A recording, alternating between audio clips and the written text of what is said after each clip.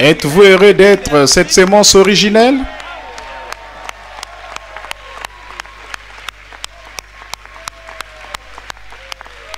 Loué soit le Seigneur. Amen. Vous pouvez vous asseoir.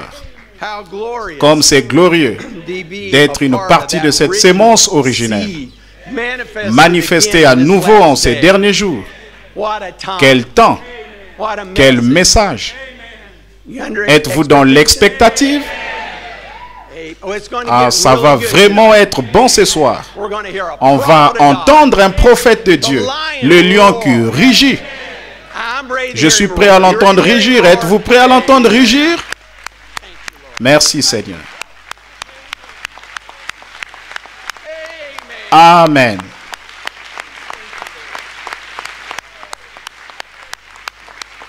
Loué soit le Seigneur. Vous pouvez vous asseoir.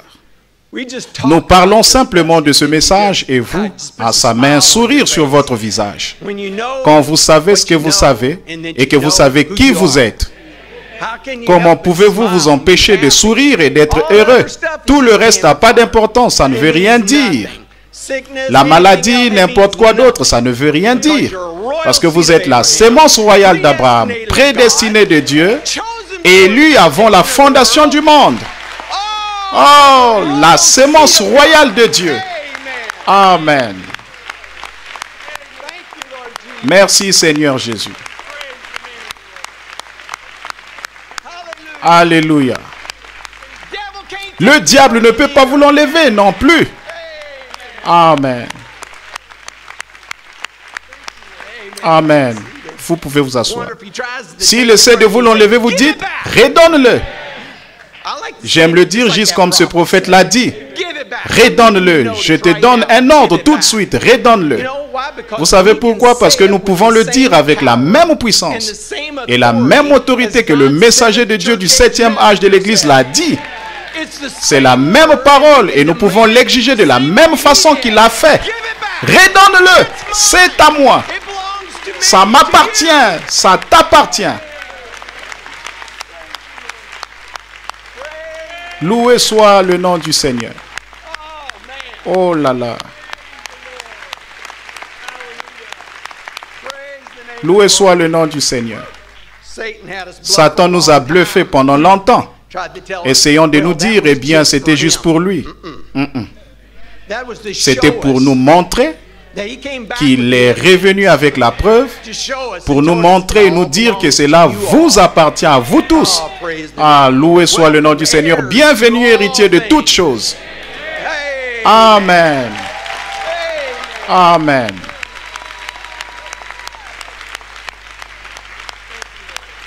Loué soit le nom du Seigneur. Toutes choses. Amen.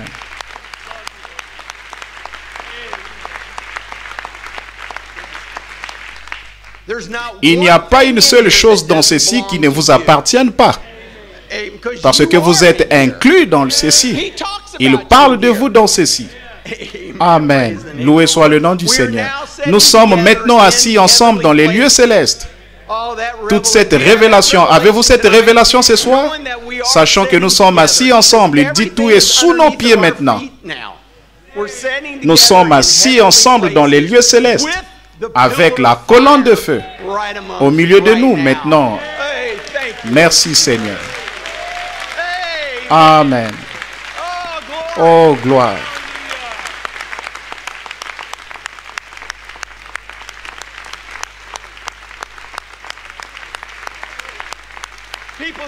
Les gens disent, ils pensent qu'il y a une colonne de feu. Nous savons qu'il y a une colonne de feu.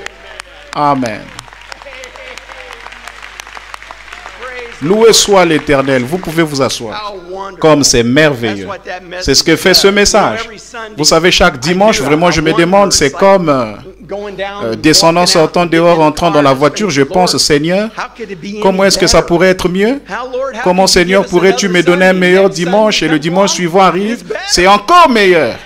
C'est toujours mieux. Il se surpasse toujours. Et c'est la source inépuisable. Inépuisable, cherchez-le. Vous ne pouvez simplement pas l'épuiser, c'est juste de plus en plus, en plus. Amen. Pourquoi? Parce que l'époux et l'épouse deviennent un. Amen. Loué soit le nom du Seigneur.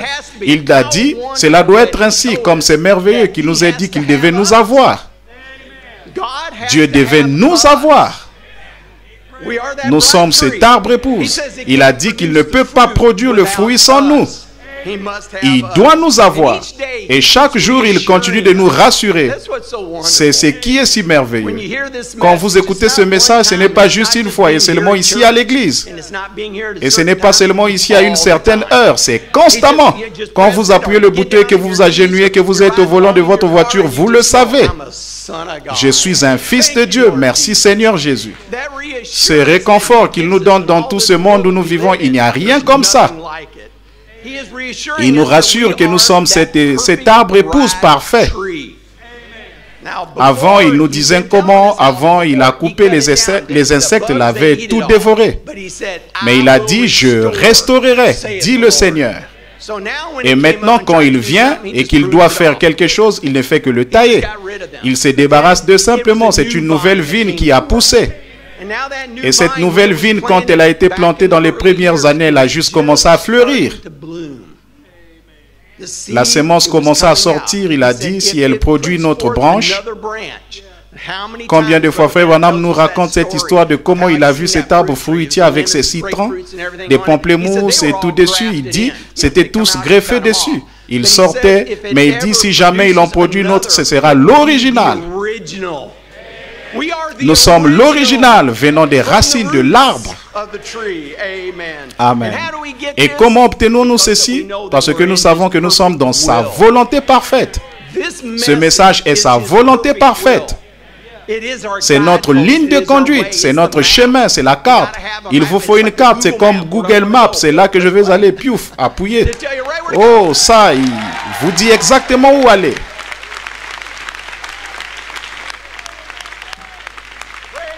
Loué soit le Seigneur.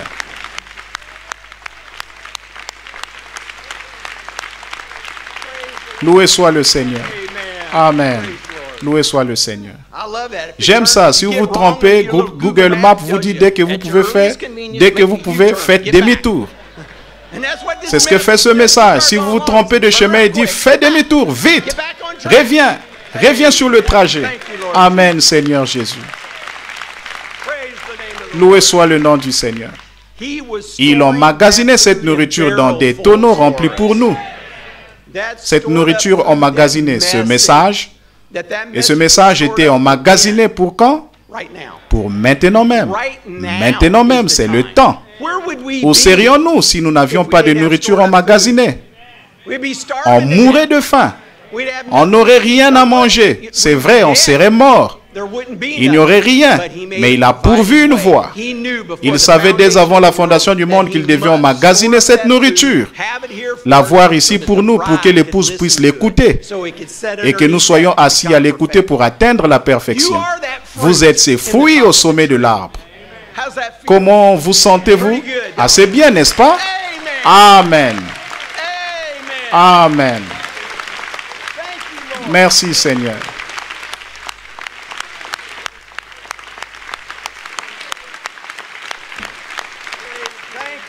Merci précieux Seigneur. Vous pouvez vous asseoir. Nous sommes maintenant assis dans la présence de ce plein soleil d'août, nous a-t-il dit. Nous entendons la prophétie qui s'accomplit. Nous sommes la prophétie qui s'accomplit. Quand je pense à cela, je suis la prophétie qui s'accomplit. Vous êtes la prophétie, il a parlé de vous, il vous connaissait, il savait que vous seriez assis ici. Il sait tout de vous.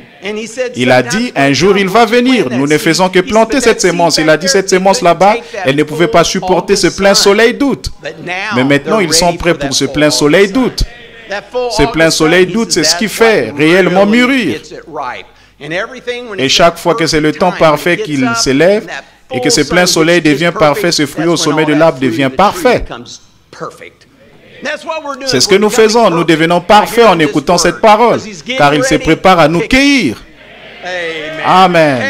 Amen. Le temps de la moisson. Amen.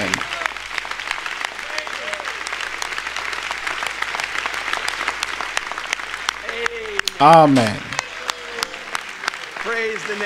Loué soit le nom du Seigneur. Il nous a révélé que nous sommes la restauration complète de l'arbre épouse. Cette complète qui, tout ce que le gélec, ce gazam, le asile, je le restaurerai à nouveau. La prophétie s'accomplit. Oh, j'aime simplement cela. Il a dit, c'est la restauration complète. En nous donnant la complète révélation. C'est la seule façon qu'il peut compléter cet arbre. C'est en nous donnant la complète révélation de cet arbre, de ce message. Cette révélation est tout pour nous. Car sans cette révélation, nous ne sommes rien. C'est tout ce qu'il en est, mes amis. C'est la révélation de ce message. En ces jours-ci qui est tout. Loué soit le nom du Seigneur. Loué soit le Seigneur.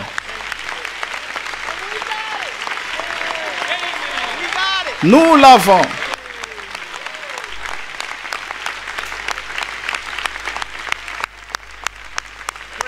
Loué soit le Seigneur.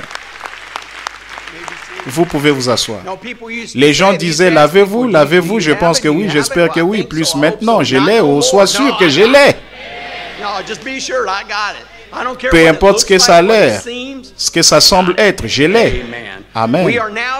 Nous voyons maintenant la manifestation complète. J'aime comment Frère Branham utilise le mot manifestation. Cela prend vie sous nos propres yeux. Nous voyons la manifestation de la parole que nous allons entendre ce soir. La manifestation de cette parole. C'est la manifestation des prémices qui sont déjà mûres. Qui sont ces prémices? Nous. Nous sommes ces prémices. C'est la parole faite chair. Nous sommes la parole faite chair. Qui est la parole faite chair? Amen. Amen. Amen.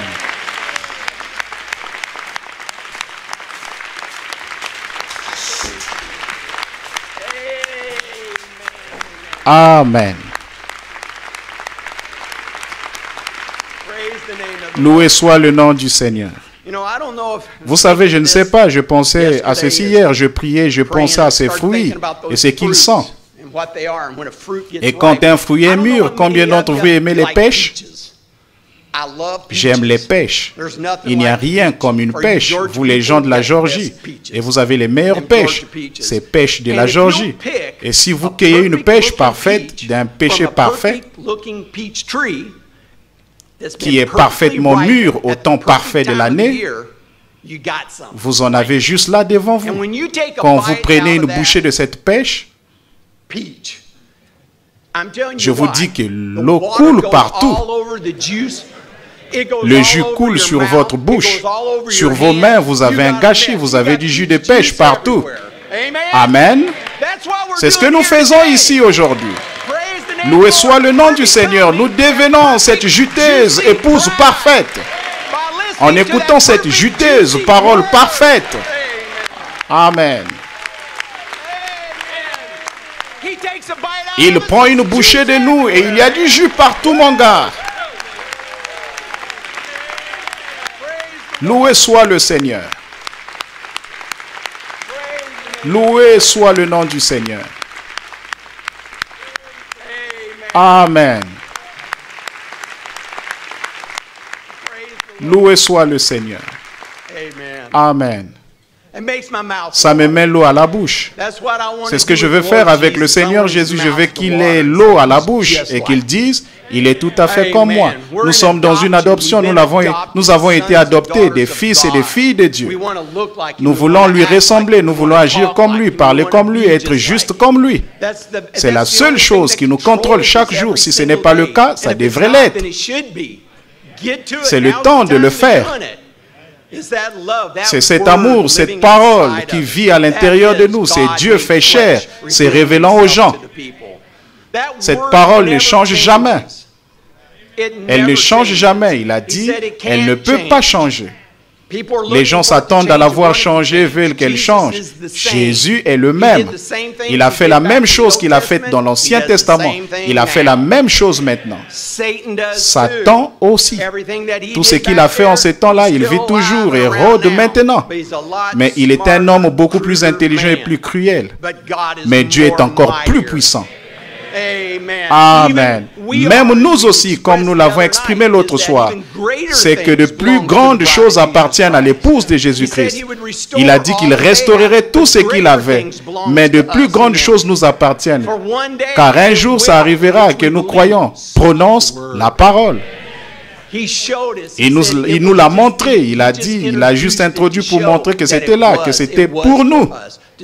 Prononcer la parole pour les écureuils, pour la tempête. C'était la parole vivante dans la chair humaine à nouveau. Mais au jour de Moïse, Josué et Caleb ont traversé la terre promise. Ils sont allés avec 10 autres dans cette terre promise. Ils y sont allés pour rassembler des preuves, pour montrer que c'était un bon pays. Ils ont ramené cette évidence qu'il dit. Ils sont revenus, ils ont dit, les gars, c'est un bon pays. Regardez ça, c'est quelque chose, c'est merveilleux. Ils étaient si excités. Pouvez-vous imaginer à quel point excités toutes ces années qu'ils avaient vécu en Égypte? Il dit qu'ils mangeaient de l'ail et du poireau et tout le reste. Mais finalement qu'ils y étaient parvenus, ils étaient allés et revenus. Il a dit, je l'ai vu de mes propres yeux. J'étais là, il a dit, j'étais là, je l'ai vu, voici la preuve de la terre promise. Il a ramené pour leur montrer, il a dit, maintenant, elle est à nous, elle nous appartient, elle attend juste que nous la prenions. Il a dit, nous devrions nous en emparer, il faudra nous battre pour chaque centimètre de terrain. Elle nous appartient. Et c'est quelque chose de mener un combat quand vous savez que vous allez gagner. Et c'est l'épouse, nous savons que nous allons gagner. Nous avons gagné. Amen.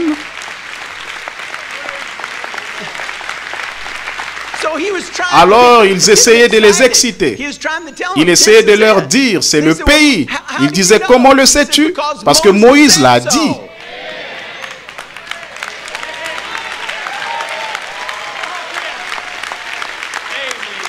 Amen. Amen.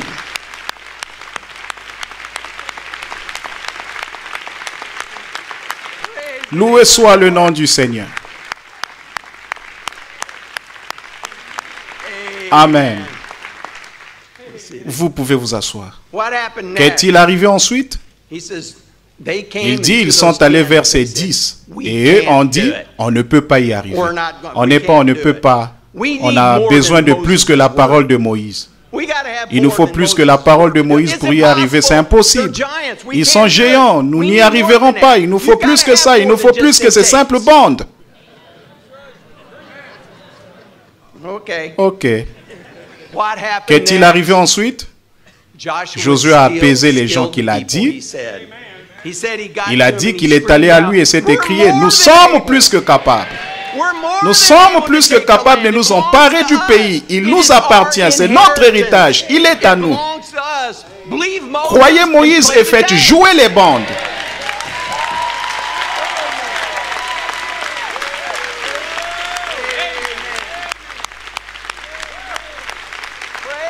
Loué soit le Seigneur.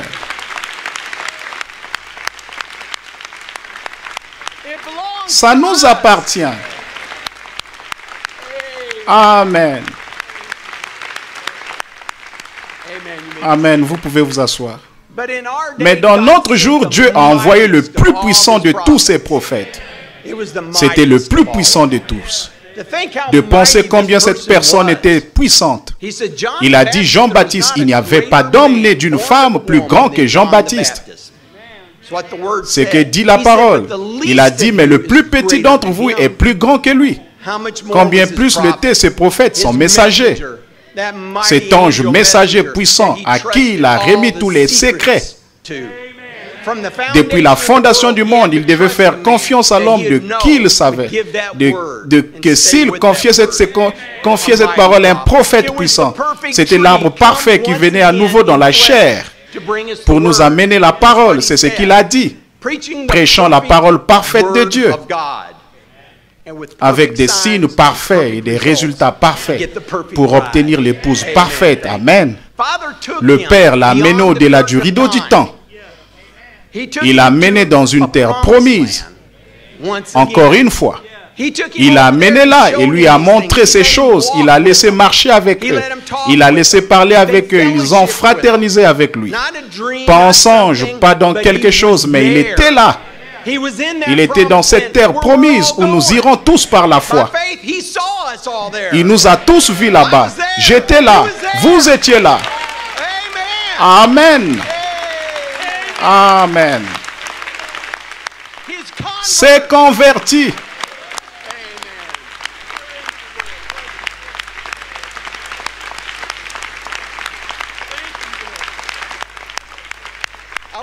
Je me demande si Jean m'a vu. Je me demande si Frère Branham m'a vu. Il m'a vu. Il m'a vu. Amen.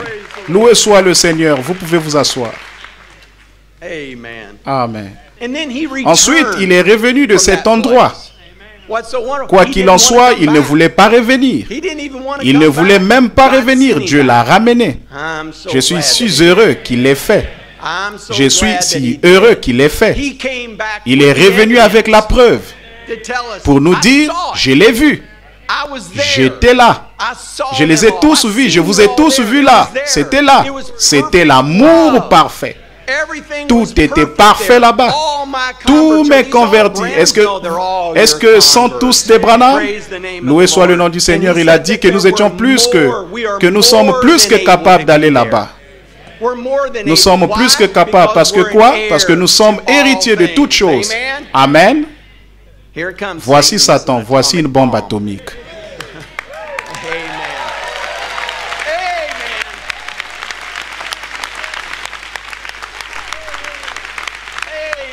Amen. Loué soit le Seigneur. Vous pouvez vous asseoir. Vous étiez un pécheur, mais vous êtes un héritier. Vous étiez un bon arien, mais vous êtes toujours un héritier. Vous devriez mourir et aller en enfer, mais vous êtes héritier. Héritier de quoi? La vie éternelle. Comment savez-vous que vous allez l'obtenir? Je la ressens. Le Saint-Esprit l'a amené. Jésus est ressuscité des morts afin que vous puissiez venir. Et il arrive qu'il ait amené un prophète au-delà du rideau du temps pour le prouver. Et cela rend témoignage et confirme exactement ce qu'il a dit qu'il ferait. Je suis passé de la mort à la vie. Mon nom a été mis sur ce livre et a été scellé. Et j'étais dans la mer de l'oubli. Puis un nouveau livre avec un nouveau nom écrit dedans, dans la gloire, et c'est le mien. Maintenant, nous sommes héritiers de toutes choses. Oh, nos noms sont dans un nouveau livre. Tout est retiré. Héritier de tout. Cela appartient à l'épouse. Amen. Gloire. Loué soit le nom du Seigneur. N'est-ce pas puissant? Oh là là. Aujourd'hui, encore une fois, nous allons entendre ce lion rugir pour nous amener un autre message. Et quand il rugit, tout se tait.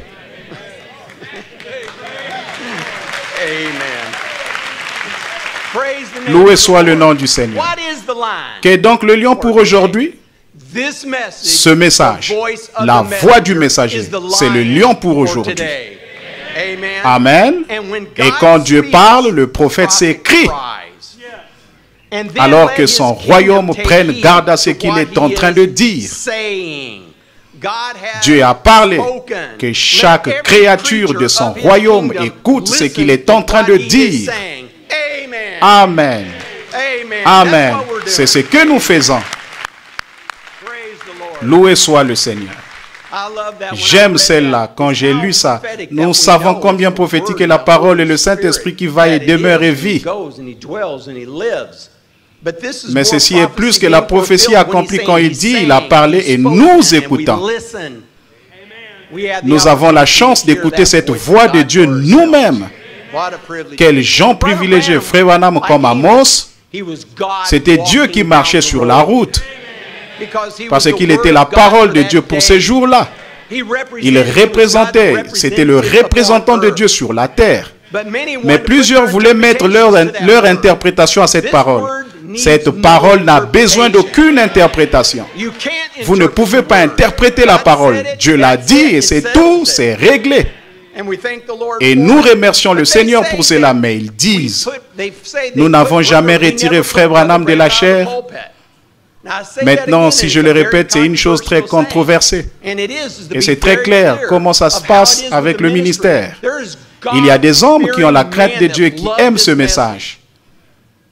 Ils feront jouer ces bandes. Vous devez faire jouer ces bandes. Mais ils disent, nous ne l'avons jamais mis dehors. Nous le citons constamment dans nos messages. Vous devriez le citer constamment parce que c'est le message. Ce que ce prophète a dit est le message aujourd'hui. Mais c'est aussi ce que faisaient les pharisiens et les sadducéens. Ils citaient la parole. Il dit, ils citaient la parole quand ils étaient en train de mourir, juste là à la croix. Qu'au même moment, ils le citaient. Mais la parole était avec eux dans la chair. Il était juste là. Ils auraient pu dire, il est juste là, écoutez-le. C'est pareil aujourd'hui. Nous avons cette même opportunité aujourd'hui. La parole faite chair. Amen.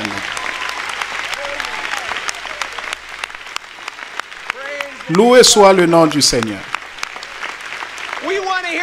Nous voulons l'entendre directement de la bouche du lion. Amen.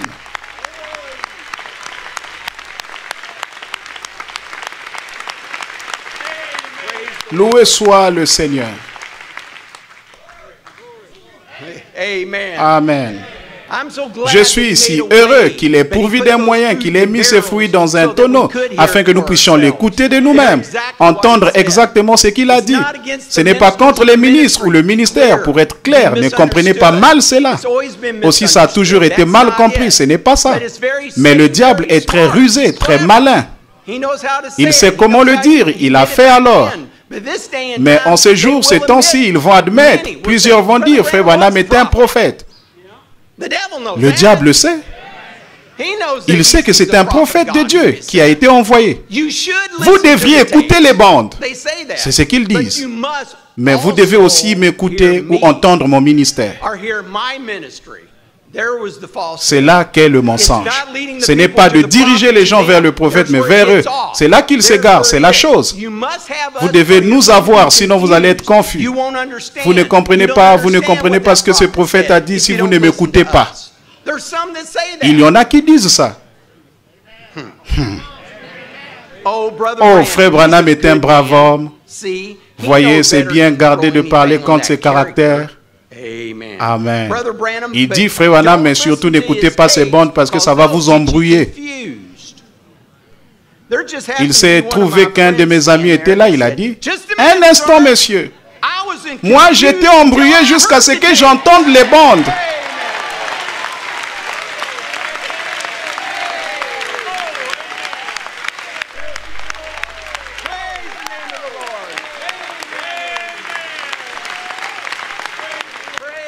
Loué soit le nom du Seigneur.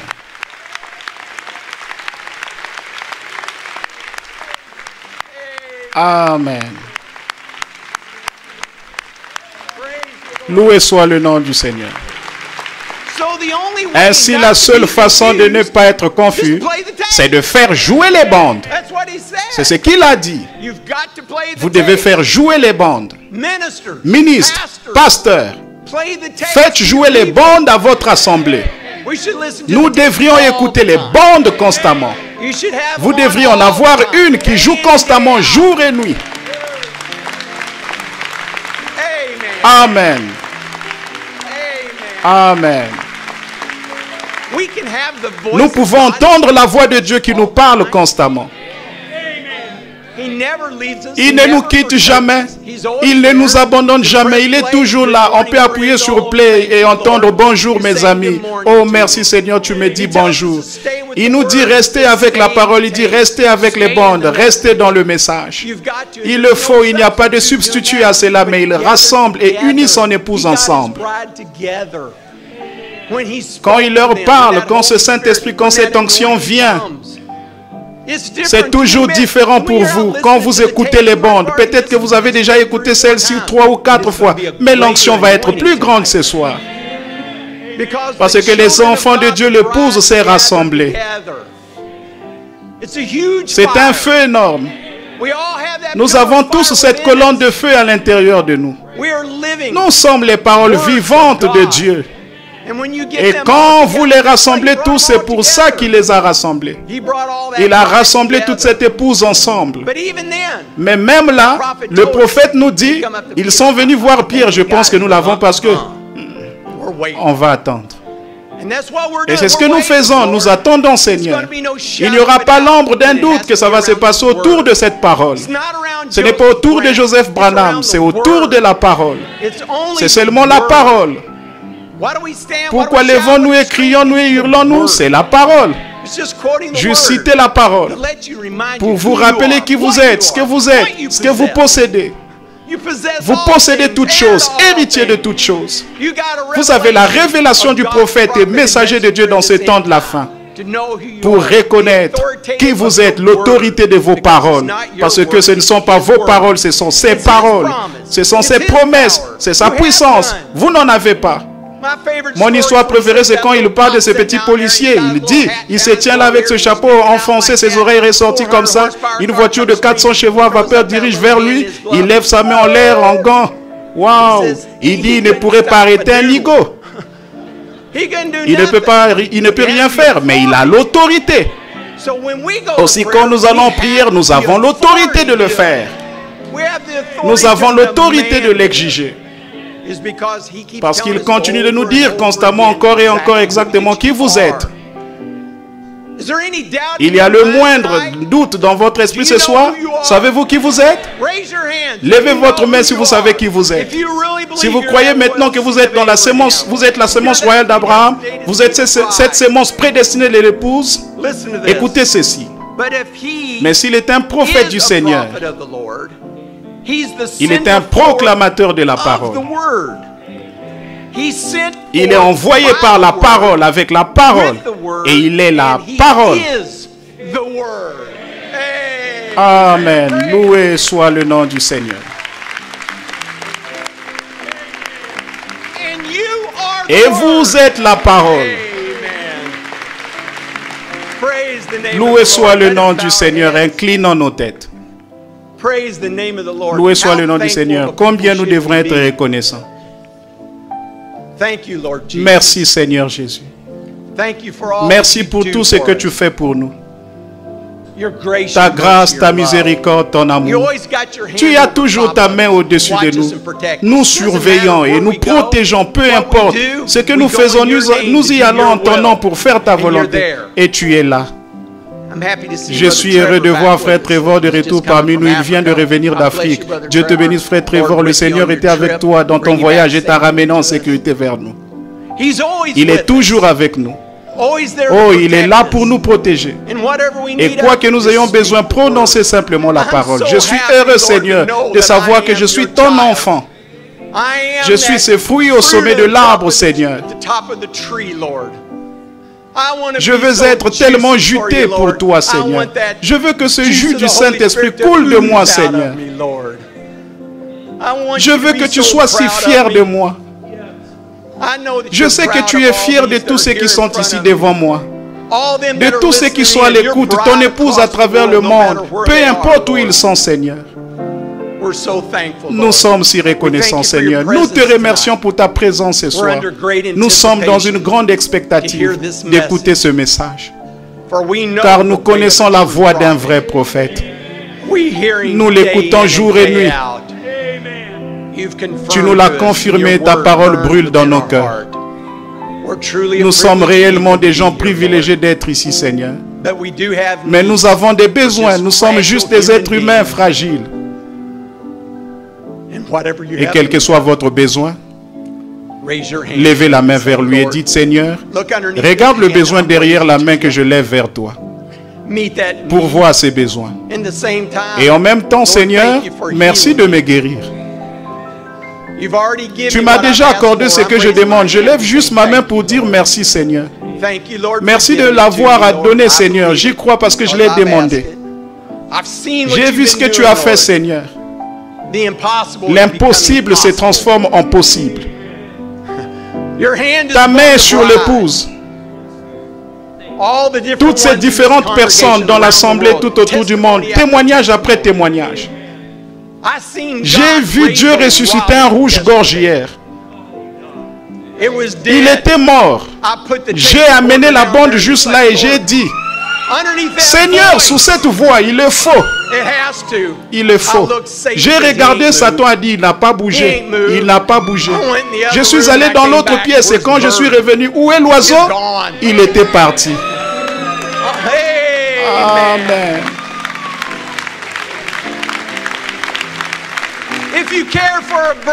Si tu te soucies d'un oiseau, combien plus te soucies-tu pour ton épouse, Seigneur Jésus? Tu répondras à leurs prières, tu leur donneras le désir de leur cœur.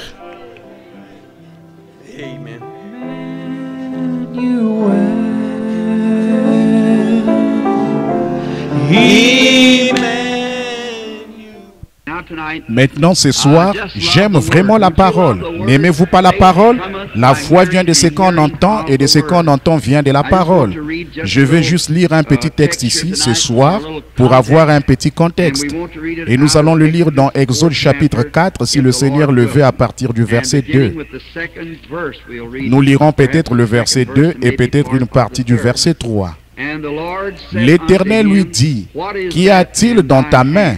Il répondit, « Une verge. » L'Éternel dit, « Jette-la par terre. » Il la jeta par terre et elle devint un serpent. Moïse fouillait devant lui. L'Éternel dit à Moïse, « Étends ta main et saisis-le par la queue. » Il étendit la main et le saisit par la queue, et le serpent fut une verge dans sa main. Maintenant, pouvons-nous courber la tête un instant pour un mot de prière alors que nous parlons à l'auteur de ceci? Et que nous prions aussi pour ces mouchoirs qui sont ici. Notre bienveillant Père Céleste, nous sommes si reconnaissants d'être de nouveau rassemblés ici ce soir, sous cette voûte céleste, et de lever les yeux vers les cieux, d'où nous vient notre secours. Notre secours vient du Seigneur. Nous sommes si heureux de savoir qu'il vit et règne aujourd'hui et qu'il n'a pas laissé son Église sans témoin de sa résurrection. Et nous sommes si reconnaissants ce soir que nous, comme les enfants d'Israël dont nous parlerons, si telle est ta volonté dans quelques instants, de ce qu'ils passaient là chargés de leur fardeau, et ils regardaient à l'intérieur du cercueil de Joseph, et voyaient ses ossements étendus là, et ils savaient que Dieu avait promis par le prophète qu'il partirait un jour. Et ce soir, en tant qu'antitype de Joseph, le prince de la prospérité, le Seigneur Jésus est ressuscité des morts et il est vivant ce soir ici parmi nous comme une preuve divine qu'un jour nous partirons de ce monde rempli de problèmes et de péchés, de ce monde où Satan et toutes ses puissances se trouvent, et nous serons libérés de lui pour toujours. Maintenant, Seigneur, alors que nous méditons sur ces mots, puisse le Saint-Esprit venir entrer dans la parole, et puisse-t-il la dispenser à chaque cœur selon nos besoins ce soir, et puissions-nous dire comme ce qui revenait de Maïs quand il a rempli le pain, et fait quelque chose d'un peu différent de ce que faisait le ministre ordinaire à cette époque-là. Il a fait d'une manière que lui seul pouvait le faire. Et Père, nous prions ce soir qu'il fasse quelque chose qui sort de l'ordinaire. Quelque chose que nous ne voyons pas au quotidien dans les services religieux. Juste pour que les gens sachent que ce même Seigneur Jésus est vivant.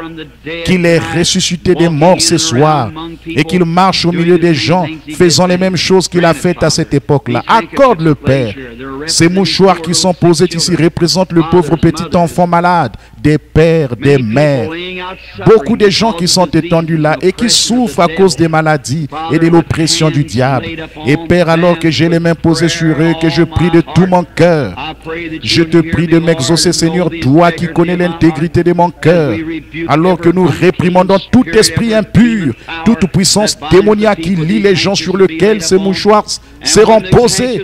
Et lorsque ces mouchoirs seront posés sur eux, puissent-ils être libérés, Seigneur, et poursuivre leur schéma avec allégresse. Et que Satan soit lié, jeté dans les ténèbres du dehors. Accorde le Père. Aide-nous maintenant dans la suite de ce service, car nous le demandons au nom de Jésus. Amen.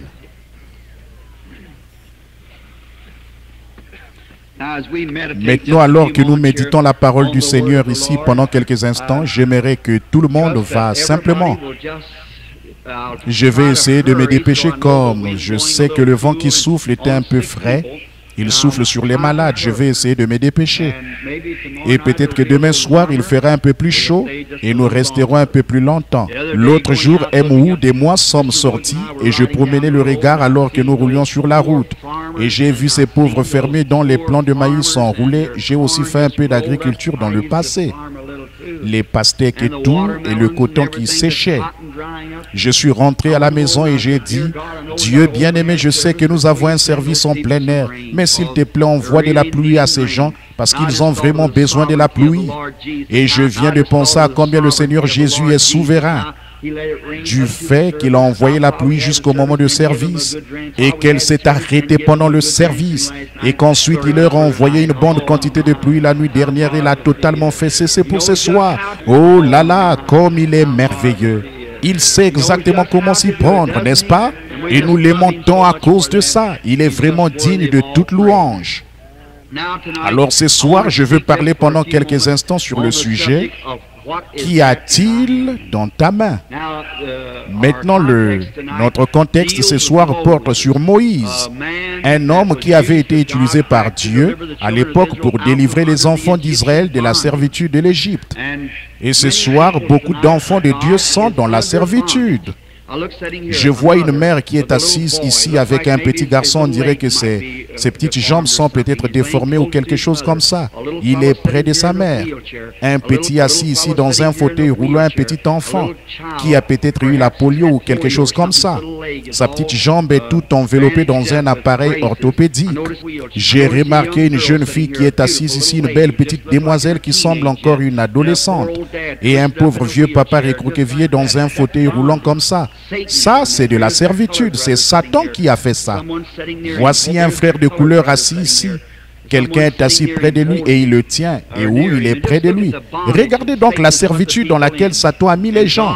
Et Dieu est tout aussi. Vous aime tout autant qu'il aimait ses Hébreux. Et quand Dieu avait envoyé Moïse là-bas parce qu'il avait promis qu'il viendrait les libérer de cette servitude. Et Dieu a promis qu'en ce dernier jour, il enverrait Jésus-Christ, le Saint-Esprit au milieu de nous, pour libérer tous les malades et les affligés. Car il est écrit, et ce sont les dernières paroles qu'il a prononcées avant de quitter cette terre, il a dit, allez par tout le monde, prêchez l'évangile à toute la création. Jusqu'où? L'âge des apôtres, par tout le monde. L'évangile n'a pas encore atteint le monde entier. Allez par tout le monde et prêchez l'évangile à toute la création. Celui qui croira et qui sera baptisé sera sauvé. Et celui qui ne croira pas sera condamné. Voici les miracles qui accompagneront ceux qui auront cru. En mon nom, ils chasseront les démons, ils parleront de nouvelles langues, ils saisiront des serpents, ou s'ils boivent des breuvages mortels, ça ne leur fera point de mal. S'ils imposent les mains aux malades, les malades seront guéris. C'est ce que dit la Bible. Jésus a été enlevé au ciel. La dernière commission qu'il a donnée à l'Église, c'était de guérir les malades. La première commission qu'il a donnée à l'Église, c'était de guérir les malades. Il a choisi les 70 et ces 12, il les a envoyés et leur a donné autorité sur les esprits impurs afin de chasser les démons et de guérir les malades. La première commission. La dernière commission, c'était d'aller par tout le monde guérir les malades. Quant à ces passages de l'Écriture, je sais que beaucoup de théologiens en ont discuté et ont conclu entre eux que ce passage de Marc 16 que je viens de citer du verset 9 à la fin, ce n'était pas inspiré. Ceci me rappelle, je ne crois pas que la chair soit un endroit pour plaisanter. Et je ne crois pas aux plaisanteries. Il faut garder la chair pure. Les plaisanteries, c'est là, à l'extérieur. Mais ceci, c'était juste une petite histoire qui est vraie. Ça pourrait avoir l'air d'une plaisanterie, mais ce n'en est pas une. Il y avait un jeune homme dans notre pays qui avait un appel au ministère. Sa mère, qui était une vieille dame vraiment remarquable, l'avait envoyé au loin dans un séminaire pour qu'il devienne ministre. Et pendant qu'il était là-bas, et bien au séminaire, à l'université, pour apprendre à prêcher et tout, alors là, sa mère est tombée malade, vraiment malade. Elle avait une pneumonie. On avait fait venir le médecin et bien entendu, il lui avait administré tout ce qu'il pouvait lui administrer. Et elle ne pouvait pas prendre de pénicilline puisqu'elle était allergique à cela.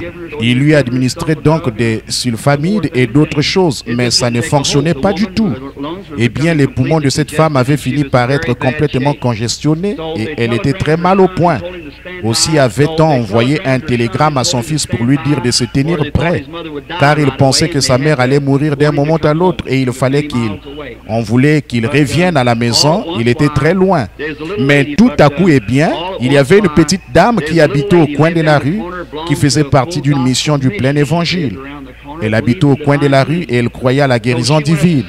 Elle est donc allée voir la vieille dame et lui a dit, « Sœur, a-t-elle dit, notre pasteur et nous qui sommes là-bas à notre église, nous croyons que Jésus est mort pour guérir les malades. Et si vous n'y voyez pas d'objection, pourquoi ne pas permettre à notre pasteur de venir prier pour vous? Peut-être que Dieu exaucerait sa prière et vous guérirait. » Elle a dit, ce serait très bien, faites-le venir. Alors cette femme, cet homme est venu à prier pour elle et elle s'est rétablie.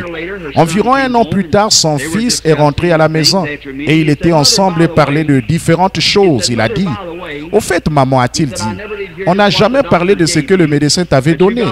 Pour que tu te rétablisses si rapidement, à la fois tu souffrais d'une pneumonie et que je me tenais prête à venir. Elle a dit, oh fiston, a-t-elle dit, j'ai oublié de te le dire.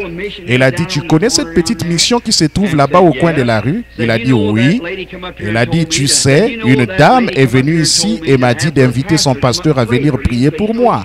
Et elle a ajouté, tu sais, il est venu et a lu un passage de la Bible dans Marc chapitre 16 et a dit, ils imposeront les mains aux malades et les malades seront guéris. Sais-tu que le Seigneur m'a guéri sur le champ? Eh bien, a-t-elle dit, a dit le jeune homme, bon, écoute, maman, a-t-il dit, eh bien, ces gens-là sont des illettrés. Il a dit, vois-tu, ils ne comprennent pas. Il a dit, nous, il a dit, la guérison divine, ça n'existe pas. Il a dit, il n'y a rien de tel dans la Bible. Il a dit, ça, c'était autrefois. Il a dit, en fait, au séminaire, eh bien, nous avons appris que Marc 16, à partir du verset 9, ce n'est pas inspiré. La brave maman a dit, eh bien, alléluia. Et il a dit, maman, voyons, a-t-il dit, tu agis comme ces gens-là. Et elle a dit, eh bien, gloire à Dieu. Il a dit, mais maman, qu'est-ce qui t'arrive? Elle a dit, je réfléchissais à ceci. Si le Seigneur a pu me guérir grâce à une parole qui n'est pas inspirée, qu'est-ce qu'il pourrait faire avec celle qui est réellement inspirée? Si cette partie-là n'est pas inspirée. Donc c'est vrai. Je crois qu'elle est entièrement inspirée d'un bout à l'autre. Elle est totalement à notre disposition. Tout est à nous. Nous n'avons aucun besoin ni aucun manque de quoi que ce soit. Dieu a fourni tout ce dont nous avons besoin pour ce voyage-ci. Tout a été fourni pour nous juste ici. Oh, tout, chaque fois qu'un homme naît de nouveau de l'esprit, le Seigneur lui donne un chéquier, assez pour lui permettre de tenir pendant tout son voyage et pour obtenir toute bénédiction rédemptrice. Le bas de chaque chèque est signé du nom de Jésus. Remplissez-le tout simplement et mettez-le. Voyez s'il ne va pas l'honorer, c'est vrai, et mettez-le tout simplement. C'est là le dépôt a déjà été fait. Le dépôt a été fait au calvaire, car il a été blessé pour nos transgressions, brisé pour notre iniquité. Le châtiment qui nous donne la paix est tombé sur lui, et c'est par ses meurtrissures que nous avons été guéris. Tout cela a été signé par son nom. C'est terminé tout. Que celui qui veut vienne. Et cela a été prouvé, il a été prouvé ici qu'il est ressuscité des morts et qu'il est vivant parmi nous ce soir. Il est notre libérateur, nous qui sommes dans la servitude. Quiconque est dans la servitude, Jésus-Christ est ici pour le libérer ce soir si vous croyez cela. Bon, je ne suis pas ici pour vous libérer, parce qu'il me serait impossible de le faire. Je n'ai pas été envoyé pour le faire. J'ai été envoyé pour prêcher l'évangile, c'est tout. Christ est venu pour libérer. Bon, Moïse, quand il n'était qu'un nouveau-né, une grande menace planait sur l'Égypte et tuait tous les enfants mâles. Et c'était juste à cette période-là que Moïse est né. Et quand sa mère a vu qu'il était un bel enfant, elle n'a pas crié la menace de Pharaon et ce qu'il faisait de tous les enfants. Alors si vous regardez, mes amis, pour commencer, je veux que vous saisissiez bien ceci. Pour commencer, c'est que les dons et les appels sont sans repentir. C'est cela qui cause les ennuis, voyez.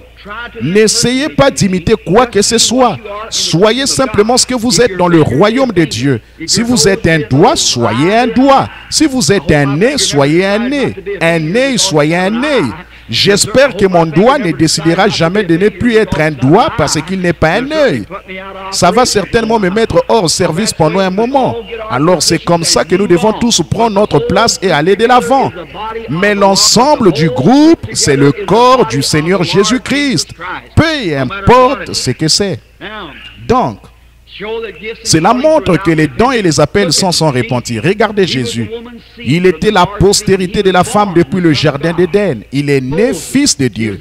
Moïse, c'était un bel enfant à sa naissance et il était né pour être un libérateur. Il ne pouvait pas s'empêcher d'être prophète. C'est ce que Dieu a fait de lui à sa naissance. Regardez Jean-Baptiste, 712 ans avant sa naissance, il était la voix de celui qui crie dans le désert. Regardez Jérémie dans Jérémie 1,4, je crois. Dieu s'adressant à Jérémie a dit, je te connaissais et je t'avais consacré et je t'avais établi prophète des nations avant même que tu sois conçu dans le sein de ta mère. Là, on est obligé de croire à la prédestination et à la prédétermination. Absolument, c'est là. Les dons et les appels sont sans repentir. C'est ce que Dieu a établi dans l'Église. Je ne suis pas tout à fait d'accord avec mes frères de la dernière pluie là-dessus sur le fait d'imposer les mains pour transmettre des dons spirituels. Je crois que vous avez mal compris cela, voyez. Ce n'est pas grave, nous n'avons pas à nous disputer à ce sujet, mais je crois que vous avez tort sur ce point, voyez.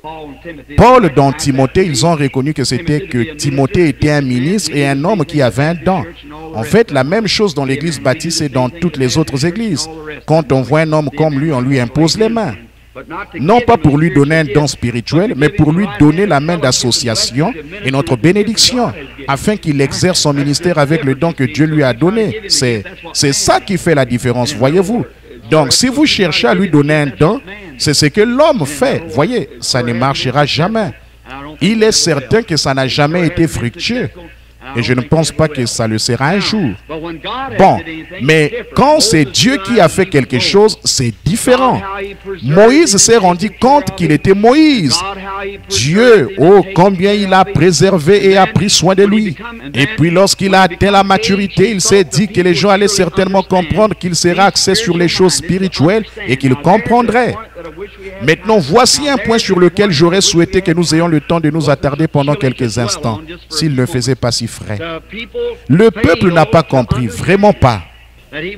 Et lorsqu'il a tué l'Égyptien, il se disait que les gens, les siens, allaient comprendre qu'il avait été envoyé pour les libérer, mais ils n'ont pas compris. Maintenant, nous voyons alors qu'il s'est enfoui dans le pays de Madian. Et là, il a épousé une jeune fille éthiopienne du nom de Séphora. Moïse, au début, avait un tempérament très colérique. Ça, nous le savons. Dieu a dit faire sortir ça de lui. Alors nous, il a épousé cette jeune fille et s'est mis au service de son beau-père. Il gardait les moutons derrière le désert. Un jour, je peux bien m'imaginer ce vieillard qui a maintenant 80 ans. 2 enfants lui étaient nés là-bas. Et voilà qu'il était là maintenant à garder les moutons. Il n'était qu'un berger, un homme hors qui était en dehors de la volonté de Dieu, un meurtrier qui était maintenant là-bas en tant que berger. Mais si Dieu a prédestiné quoi que ce soit, cela s'accomplira aussi sûrement que Dieu est dans le ciel. Donc ça s'accomplira de toute façon. Rien au monde ne peut empêcher Jésus-Christ de revenir une seconde fois. Dieu a décrété qu'il en serait ainsi. Il n'y a absolument aucun moyen pour vous d'arrêter le message de la guérison divine. Vous pouvez combattre cela autant que vous le voulez, mais Dieu a décrété que cela devait aller de l'avant et ça va de l'avant. C'est vrai. Peu importe si quelqu'un, De ces pierres, Dieu peut susciter des enfants à Abraham. Donc la meilleure chose à faire, c'est de se joindre au programme de Dieu et d'avancer avec l'Église. C'est, à ma connaissance, la meilleure chose à faire. Tenez, il y a quelque temps, j'étais là-haut dans la Statue de la Liberté et je suis allé dans ce bras-là. Et lorsque j'ai regardé par la fenêtre, j'ai vu un tas de petits moineaux qui étaient morts. Ils étaient étendus partout là, à l'extérieur. Et m'adressant au guide, j'ai dit, dites donc, qu'est-ce qui se passe? Ces petits moineaux sont morts. Il a dit, messieurs, il y a eu un orage hier soir. Et ces petits oiseaux se sont mis à tourner tout autour. Et ils ont volé par ici dans la lumière de cette statue de la liberté. Et au lieu de suivre la lumière pour se mettre à l'abri, ils sont venus se fracasser la cervelle en essayant d'éteindre la lumière. La seule chose qui pouvait les aider, c'est ce qu'ils essayaient d'éteindre. Et ils se sont tués à la tâche. J'ai dit, gloire à Dieu. Il se peut que les incrédules s'élèvent de concert et que sais-je encore des sceptiques, des incroyants. Mais plus vous éteignez la lumière, que vous essayez d'éteindre la lumière de Dieu, plus vous vous frappez à mort et tombez en disgrâce.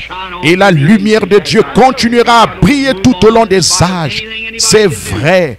Dieu continuera à avancer malgré tout ce que n'importe qui peut faire. La meilleure chose à faire, c'est de vous joindre à lui et d'avancer avec le flot du Saint-Esprit. Et un jour, quand Moïse était là-bas derrière le désert, je m'imagine qu'il était un peu découragé alors qu'il marchait en se remémorant ce qui s'était passé en Égypte et tous ses amis. Et voici qu'il était marié avec quelqu'un d'une autre race et qu'il gardait les moutons de son beau-père. Il a levé la tête pour regarder là-bas, il a vu un buisson en feu. Et il a trouvé bizarre que le buisson ne se consume pas. Donc Dieu essayait d'attirer l'attention de Moïse. Et qu'est-ce que j'en sais? Qu'est-ce que vous en savez? Si cette série de réunions a eu lieu pour... Dieu l'a organisée ici pour attirer l'attention de certains d'entre vous qui fait partie de ces églises qu'il y a par ici, qui ne savent pas que Dieu est ressuscité des morts et que Jésus est vivant ici ce soir et qu'il guérit les malades et les affligés. Peut-être qu'il vous a fait venir ici pour que vous voyiez ces boiteux, ces infirmes et ces gens déformés se lever de leur fauteuil roulant et s'en aller en marchant.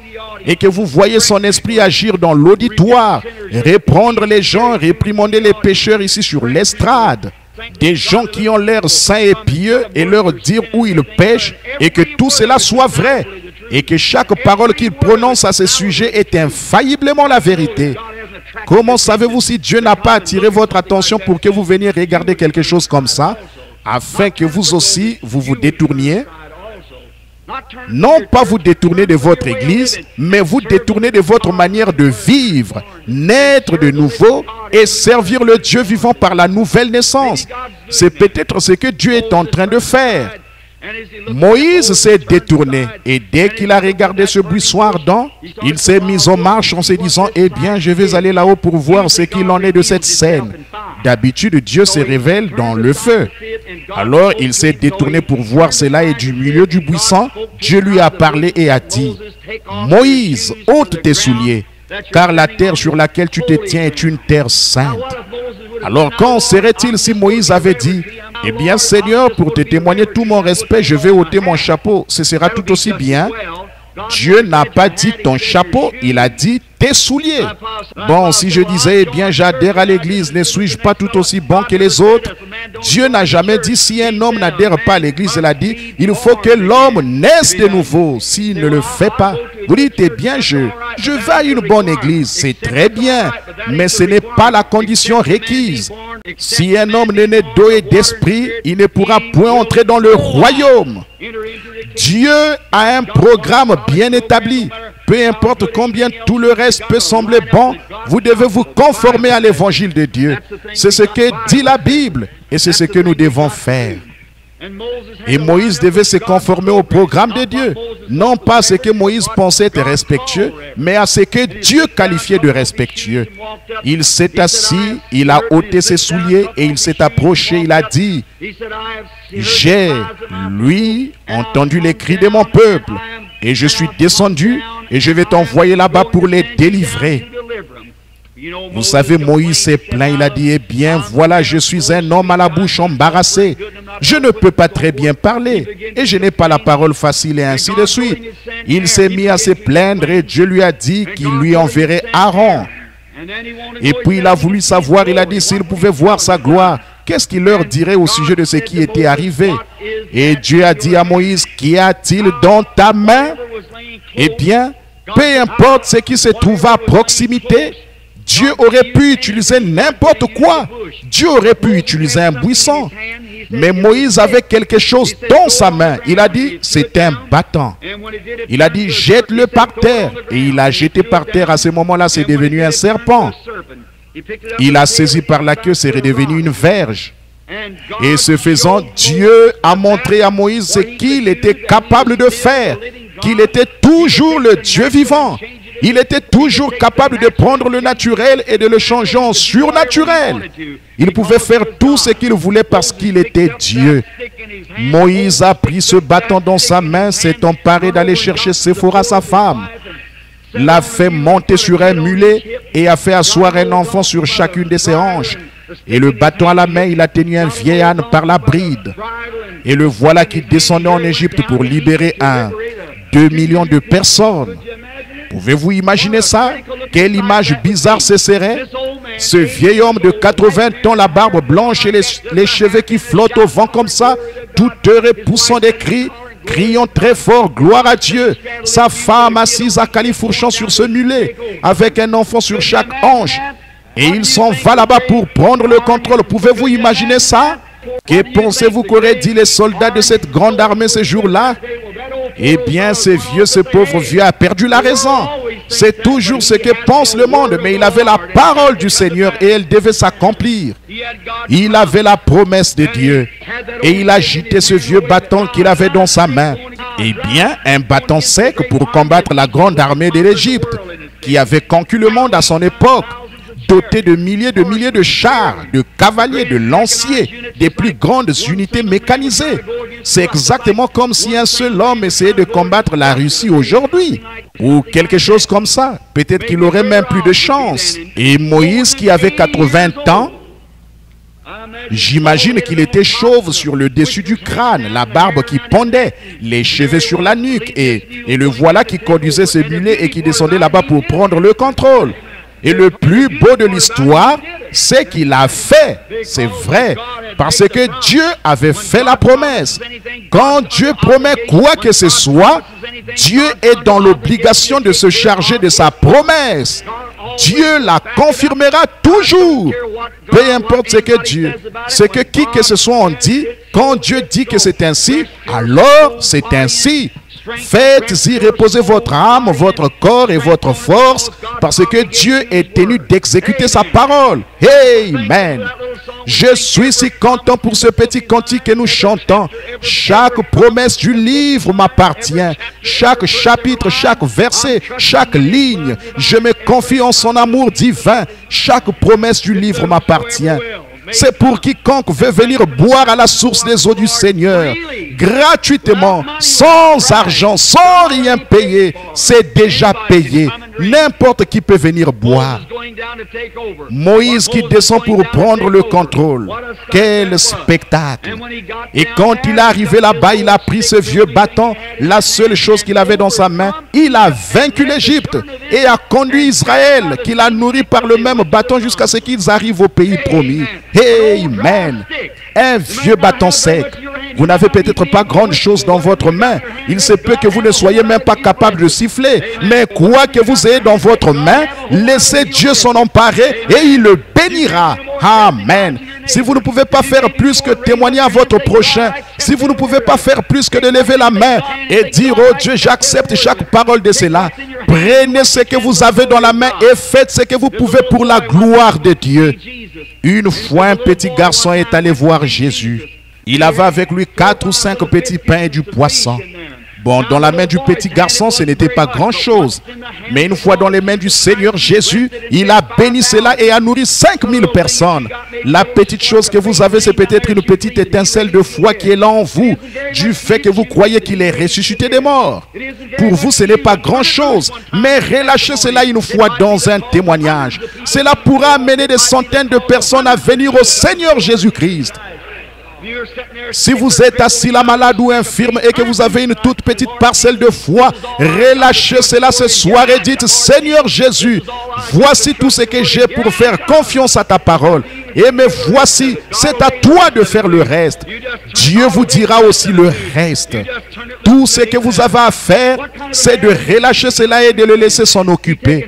Quel genre d'atome Jésus a-t-il relâché à ce moment-là?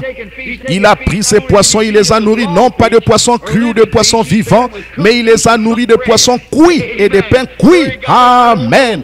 Je ne sais pas où il les a pris. Quoi qu'il en soit, il les a nourris et ils en ont mangé. Comme l'a dit cet homme il n'y a pas longtemps, il a dit: vous croyez cette histoire à propos d'Élie et des corbeaux lorsqu'il s'était installé là-haut? Comme l'a dit cet homme il n'y a pas longtemps, il a dit: vous croyez cette histoire à propos d'Élie et des corbeaux lorsqu'il s'était installé là-haut? J'ai dit: oui monsieur, j'en crois chaque mot, c'est vrai. Les gens pensaient qu'Élie était fou, installé là-haut sur la montagne. Et là, il buvait de l'eau chaque fois qu'il en avait besoin. Tandis qu'en bas, les bourgeois et ceux de la haute société mouraient de faim. Et eux, ils le traitaient de fou. Il était dans une meilleure situation que beaucoup de gens. Il avait des serviteurs de couleur qui lui portaient à manger chaque fois qu'il avait faim. Ça, c'est mieux que beaucoup de gens qui sont assis ici ce soir, c'est vrai. Chaque fois qu'il avait faim, voici un corbeau qui arrivait avec un sandwich. Il le lui donnait, puis repartait en volant. Il s'agenouillait là et buvait de l'eau quand il en avait besoin. Il était dans la volonté de Dieu. Il avait pris Dieu au mot. Amen. C'est tout ce que vous avez à faire. C'est d'accepter sa parole. Quelqu'un a dit: voyons frère Branham, voulez-vous vraiment dire que ce corbeau lui apportait un sandwich? J'ai dit: oui, monsieur. Il a dit: eh bien, où ces corbeaux les trouvaient-ils? J'ai dit: je ne sais pas. Les corbeaux allaient les chercher, les apporter à Élie et il les mangeait. J'ai dit: c'est pareil pour le Saint-Esprit. Vous vous moquiez de moi parce que je poussais des cris. J'ai dit: je ne peux pas vous dire d'où ça vient. C'est le Saint-Esprit qui me l'apporte. Je le mange tout simplement. Et j'aime cela et je vis par cela. Je ne sais pas d'où ça vient, mais je reçois cela. C'est tout ce que je sais. Tant qu'il me l'apportera, je serai prêt à l'accepter. Amen. Vous dites: comment cet homme va-t-il marcher s'il ne va pas chez le médecin? Je n'y peux rien. Quand Dieu le dit, il marchera de toute manière. Attendez, vous verrez. C'est à Dieu de prendre soin de sa parole. Il veille à ce qu'elle s'accomplisse et il est tenu de l'accomplir. Et il le fera dans tous les cas. Amen. Pour tout homme ou toute femme qui osera le prendre au mot. Oh là là, c'est la vérité. Oui, monsieur, Moïse est allé là-bas et il a fait exactement ce que le Seigneur lui avait dit de faire. Pourvu que vous preniez simplement ce que vous avez dans la main et que vous le remettiez à Dieu. Eh bien, quelques temps après, il y avait un jeune homme, une fois du nom de David. Un jeune berger qui vivait sur le flanc de la colline et qui faisait paître les brebis de son père. Mais il savait que la bénédiction du Seigneur reposait sur lui. Donc il savait que Dieu était avec lui. Et un jour, quand l'armée d'Israël s'était rassemblée pour se battre contre les Philistins, eh bien, son père Isaïe a dit: bon, je vais t'envoyer voir tes frères. Prends avec toi tes raisins secs et tout, et va là-bas voir comment vont tes frères. Deux des garçons les plus âgés étaient allés à la guerre. Alors David y est allé. Et vous savez, lorsqu'il est arrivé là-bas, il a vu un spectacle. Les Philistins étaient rassemblés d'un côté, Israël de l'autre. Saoul était assis là et mesurait environ 2,20 m ou quelque chose comme ça, un grand gaillard à l'allure princière. Mais là-bas de l'autre côté du vallon, il y avait l'armée des Philistins. Et ils avaient un grand adversaire ou un grand champion du nom de Goliath. Oh, il mesurait environ 2,90 m. C'était un vrai colosse. Et quand le diable sait qu'il a le dessus sur vous, il ne se prive certainement pas de vous en mettre plein la vue s'il le peut.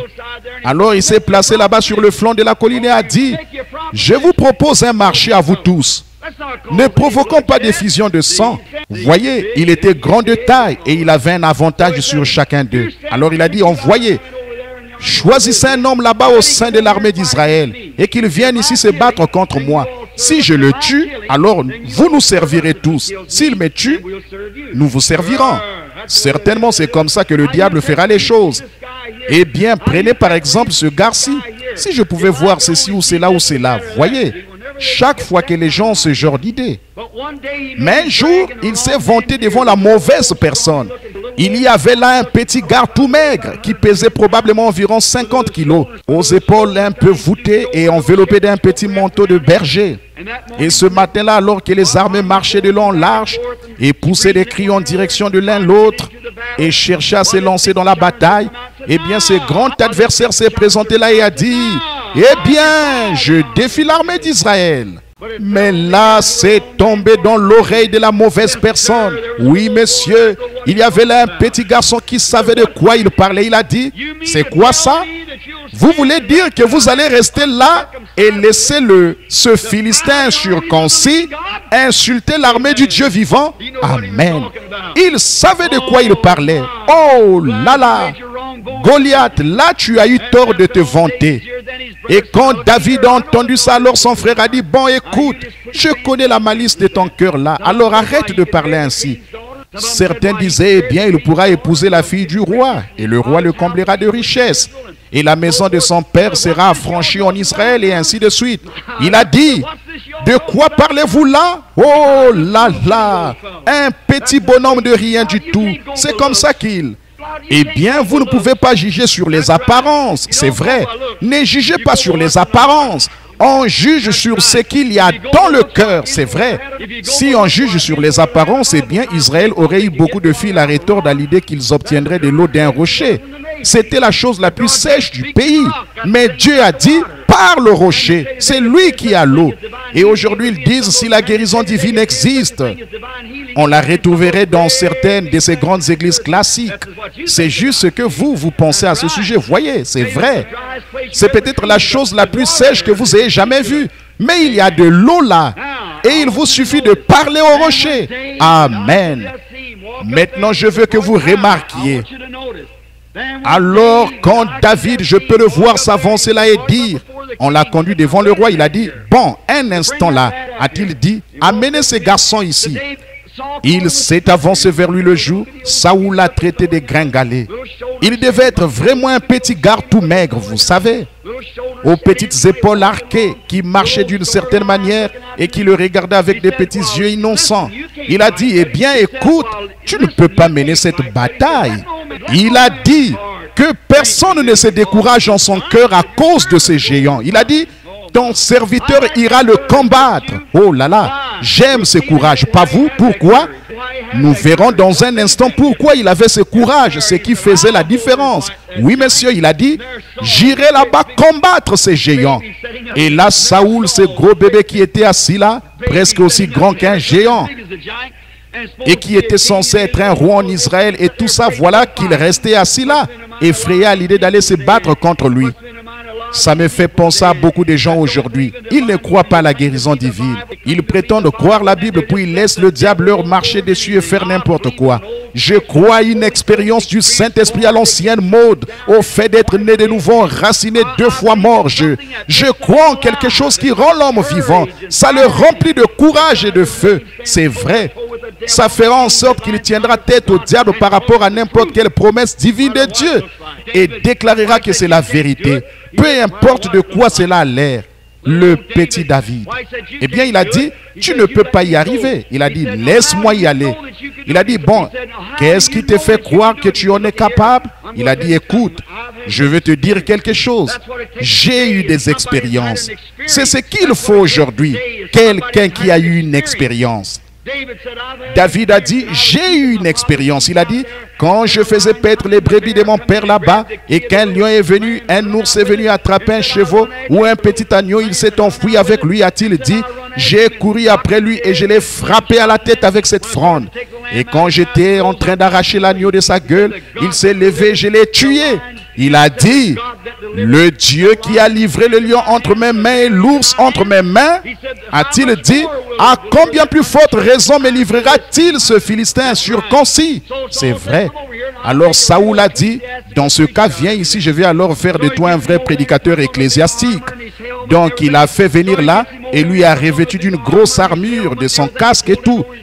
Il lui a fait descendre jusque dans ses petites oreilles et je l'imagine qu'il regarde de côté, affublé de cette grande armure, et il n'arrivait pas à bouger.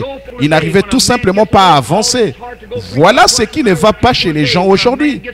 Quand un homme reçoit un petit appel dans son cœur pour aller prêcher l'évangile, il vous faut l'amener dans l'un de ces grands séminaires ou quelque chose là-bas et ôter tout ce qu'il y a de prédicateur en lui et lui faire avaler toute cette théologie mondaine comme ça et faire sortir de lui tout ce qu'il y a de prédicateur et ensuite lui dire d'aller de l'avant. Ce n'est pas étonnant qu'il ne puisse pas croire. Miséricorde, il est totalement attaché au monde. Alléluia. Il nous faut aller de l'avant et faire descendre le Saint-Esprit à l'ancienne mode et faire fondre ces vieilles morgues. C'est ce dont nous avons besoin, n'est-ce pas? Amen. Oui, messieurs. Le pauvre David, là, il avait revêtu il avait sa licence en lettres, vous savez, et son diplôme en droit et son doctorat en droit et son doctorat en théologie, vous savez. Il était revêtu de tout ça. Il a dit, je ne sais rien de tout ça. Je ne suis pas accoutumé à cela. Je ne sais pas ce que c'est. Il a dit, je ne peux pas le faire. Et Saoul s'est vite rendu compte que son vêtement ecclésiastique n'allait pas à un homme de Dieu. Amen. Voilà ce qui ne va pas chez les gens aujourd'hui. Si vous enlevez simplement ces vieux vêtements ecclésiastiques et que vous descendez, je préférerais avoir une bonne vieille expérience. Je préférerais que mon fils côtoie un homme qui ne connaît pas son alphabet, mais qui puisse l'amener là-haut sur le flanc d'une colline près d'une vieille souche quelque part et prier pour lui jusqu'à ce qu'il ait une expérience du Saint-Esprit à l'ancienne mode, plutôt que de l'envoyer dans toutes les écoles du pays, qui ôterait de sa vie la puissance de Dieu et les bénédictions de Dieu. Amen. C'est vrai. Oui, monsieur. Et là, David a regardé ces choses et a dit, je ne sais rien au sujet de ceci. Je ne sais pas comment dire Amen. Et toutes les doxologies et toutes ces choses-là, je ne sais pas comment vous faites ces choses. Il a dit, laisse-moi y aller avec ce que je suis accoutumé et que je sais être juste. Alléluia. C'est ce que je dis. Je me souviens quand j'étais allé voir mon surveillant général et que je lui avais dit que l'ange du Seigneur m'avait rencontré. Il a dit, Billy, rentre chez toi, tu as fait un cauchemar. Il a dit, voyons, tu veux dire que toi, un élève de 7e année, tu vas prier pour les malades et aller prier pour des rois? J'ai dit, c'est ce qu'il a dit. Il a dit, comment va-t-il t'y prendre? J'ai dit, je ne sais pas, mais cela m'a conduit jusqu'à présent. Il continuera à me conduire. Dieu en est capable. C'est lui qui a fait la promesse et ça arrivera. Il a dit, voyons fiston, je pense que tu ferais mieux de rentrer à la maison. Tu as besoin de repos.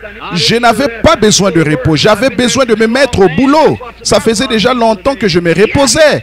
C'est là le problème de beaucoup de gens aujourd'hui. Levez-vous et passez à l'action.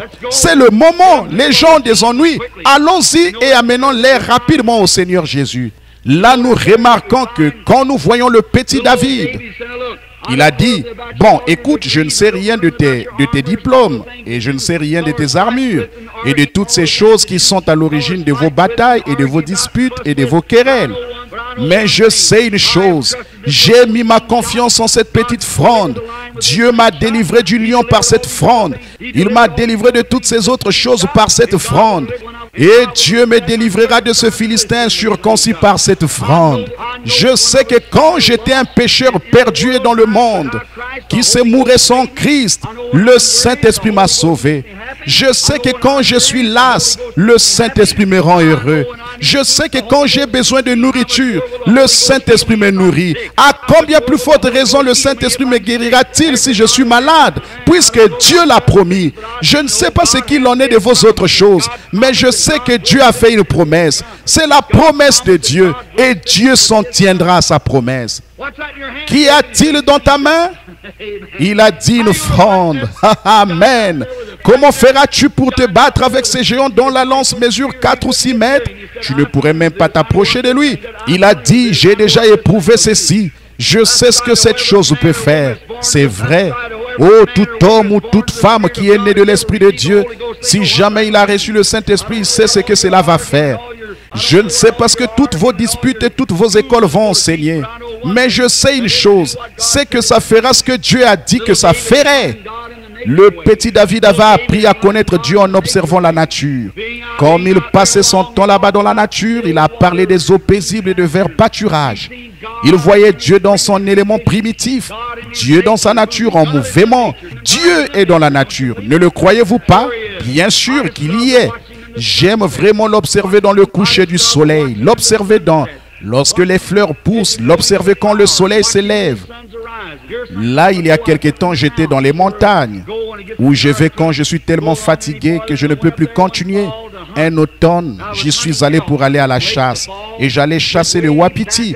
C'était à la fin de l'automne. Nous étions montés très haut dans la montagne, parce que la neige n'était pas tombée pour faire descendre le troupeau. Et j'étais tout au sommet, ou près de la limite de la forêt. Et en automne, là-haut, dans les hautes montagnes, il arrive qu'il neige pendant un moment. Puis il pleut pendant un moment et ensuite le soleil paraît, vous savez comme c'est à l'automne. Et pendant que j'avançais, ce n'était pas dans le but de tirer du gibier, mais simplement pour être seul. J'aime me retirer pour être avec Dieu. Chaque homme et chaque femme, c'est ça le problème. Vous devriez passer plus de temps chaque jour au lieu de traînasser partout et de courir partout. Vous devez être quelque part en train de prier et de chercher Dieu. Amen. Et pendant que j'avançais là-haut, une tempête a éclaté. Je me suis placé derrière un arbre comme ceci. Et j'étais là debout derrière l'arbre et le vent soufflait, c'était renversé par le vent de toute façon. Ainsi donc, une fois la tempête terminée, je suis sorti derrière l'arbre, mon fusil était posé là. J'ai regardé, je me suis mis à entendre un troupeau de wapitis qui se trouvait très loin devant moi. Ils s'étaient perdus pendant la tempête, ils bramaient les uns aux autres. Ma mère est de mère indienne, ça. C'est juste assez pour que j'aime vraiment beaucoup la nature. Oh là là. Comme David l'a dit, quand la profondeur commence à appeler la profondeur. Et là, ça a vraiment commencé à appeler la profondeur. Le vieux loup gris s'est mis à hurler de son côté. Sa compagne lui a répondu en contrebas. J'ai pleuré comme un bébé. Je ne pouvais pas m'en empêcher. Je me tenais simplement là à brailler les mains en l'air. J'ai levé les yeux et voici que le soleil est apparu là-bas à l'horizon à l'ouest. Il apparaît ce grand œil qui voit tout. Et là, les arbres verts avaient gelé là-haut à cause de la glace. Un arc-en-ciel s'était formé qui traversait la vallée comme ça. Je me suis dit, oh Dieu, partout où on regarde, on peut le voir. Il était là. Je me suis dit le voilà qui regarde là-bas. Il regarde partout. Il est là dans le troupeau de wapitis et il est là, en bas parmi les loups qui hurlent. Il est ici dans la nature. Je me suis dit, comme Pierre l'a dit, il est bon d'être ici. Dressons 3 tentes. Alors je me suis senti vraiment religieux et j'ai couru autour de cet arbre encore et encore en criant à plein poumon. Je poussais des cris et je sautais de toutes mes forces. Si quelqu'un était passé par là, il aurait voulu m'amener à l'hôpital psychiatrique. Il se serait dit que quelqu'un était devenu fou dans les bois. Mais j'étais à environ 55 ou 65 kilomètres de la civilisation. J'étais seul avec le Seigneur. Je passais des moments merveilleux. J'ai levé les yeux, j'ai vu cela et je me suis dit, oui, cet arc-en-ciel, Dieu a donné cela à Noé. Il avait l'aspect de l'arc-en-ciel, d'une pierre de jaspe et de sardoine.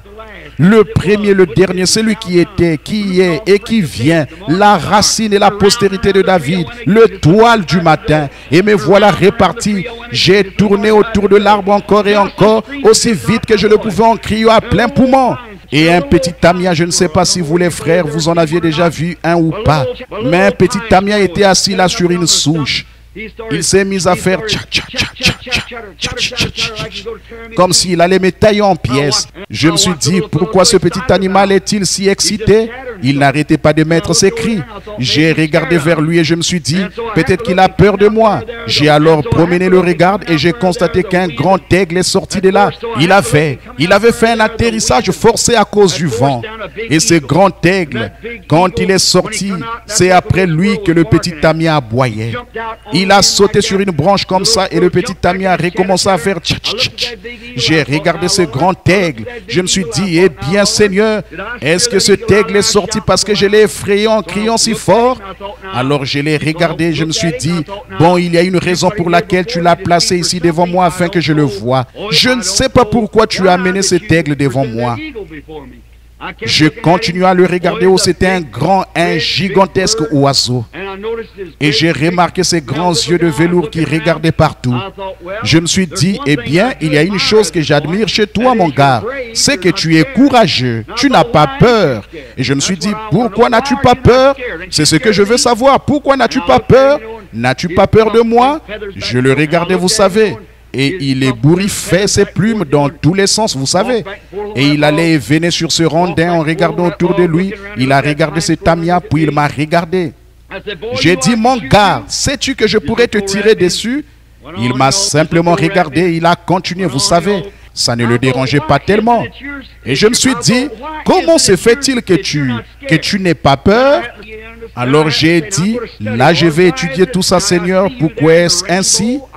Bon, je te vois là, dans l'arc-en-ciel. J'ai entendu hurler la meute de loups, je te vois là-bas dans le coucher du soleil. Pourquoi es-tu ce aigle? Et j'ai regardé un peu cet oiseau. Je me suis dit, oui, ce qui fait qu'il n'a pas peur, c'est qu'il fait bouger ses plumes en avant et en arrière.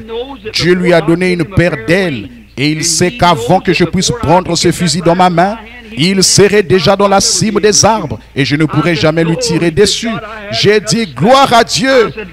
J'ai eu une autre crise et voilà que je me suis mis à courir. Je me suis dit, c'est vrai, tant qu'on peut sentir la présence du Saint-Esprit autour de soi, qu'importe ce qui arrive, qu'est-ce que cela peut bien changer?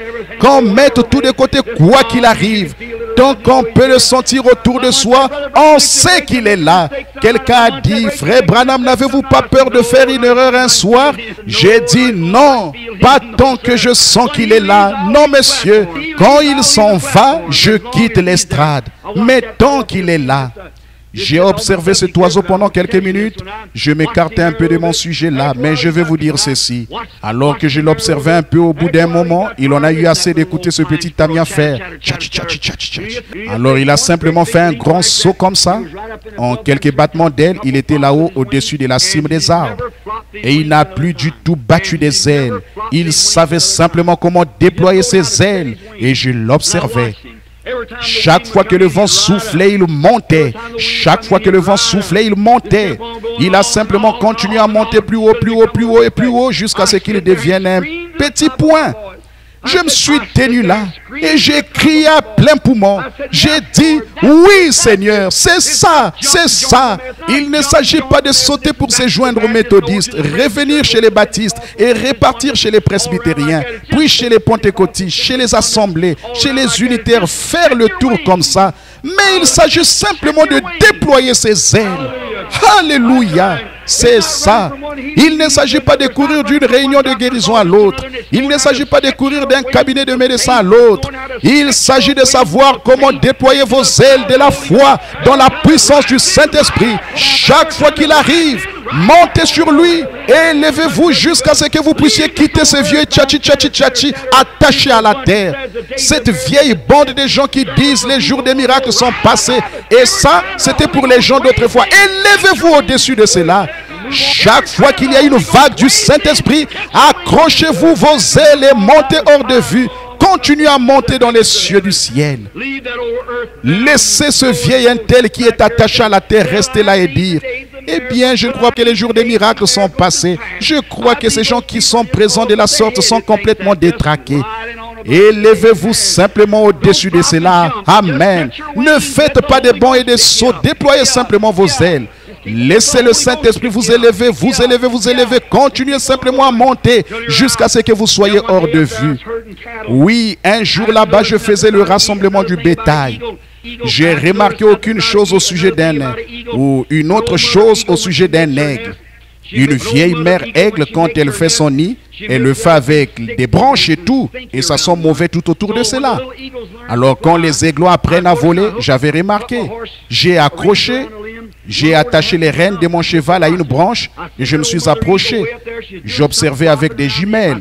J'ai vu cette vieille maman aigle tout là-haut. Elle faisait quelque chose. Elle battait des ailes là-bas dans les airs. J'ai braqué mes jumelles sur elle et je l'ai observée parce que nous conduisions le bétail. J'ai regardé là-haut et je l'ai vue. Elle faisait sortir ses petits. Et là, elle n'arrêtait pas de déployer ses petits en les poussant encore et encore. Au bout d'un moment, elle les a tous fait monter sur ses ailes. Et elle les a sortis de ce vieux nid qui sentait mauvais. Elle est descendue dans la vallée, puis elle a étendu ses grandes ailes sur le sol comme ça. Et quand elle a fait, tous ces aiglons sont descendus et se sont mis à marcher autour là. C'était la toute première fois qu'ils posaient les pattes sur de l'herbe. Oh, comme ils passaient des moments merveilleux. J'ai dit, Seigneur, si ce n'est pas là un réveil du Saint-Esprit à l'ancienne mode. Je n'en ai jamais vu de toute ma vie. C'est vrai, j'ai dit, regarde-les. De ces vieux nids puants là-haut, vous savez, où il y avait la puanteur, les ronces et tout. C'est la manière de Dieu de faire les choses. Il vous porte sur les ailes d'un aigle et vous amène hors des vieilles choses puantes du monde. Dans ces lieux où tout est possible et vous êtes libre possible. Amen. Puis j'ai remarqué qu'il courait ça et là et prenait une petite bouchée d'herbe ici. Puis courait un peu, prenait une petite bouchée ici. Et ils jouaient, ils s'en donnaient à cœur joie. Il n'y avait aucune condamnation. Je me suis dit, eh bien, qu'est-ce que cette vieille mère va faire?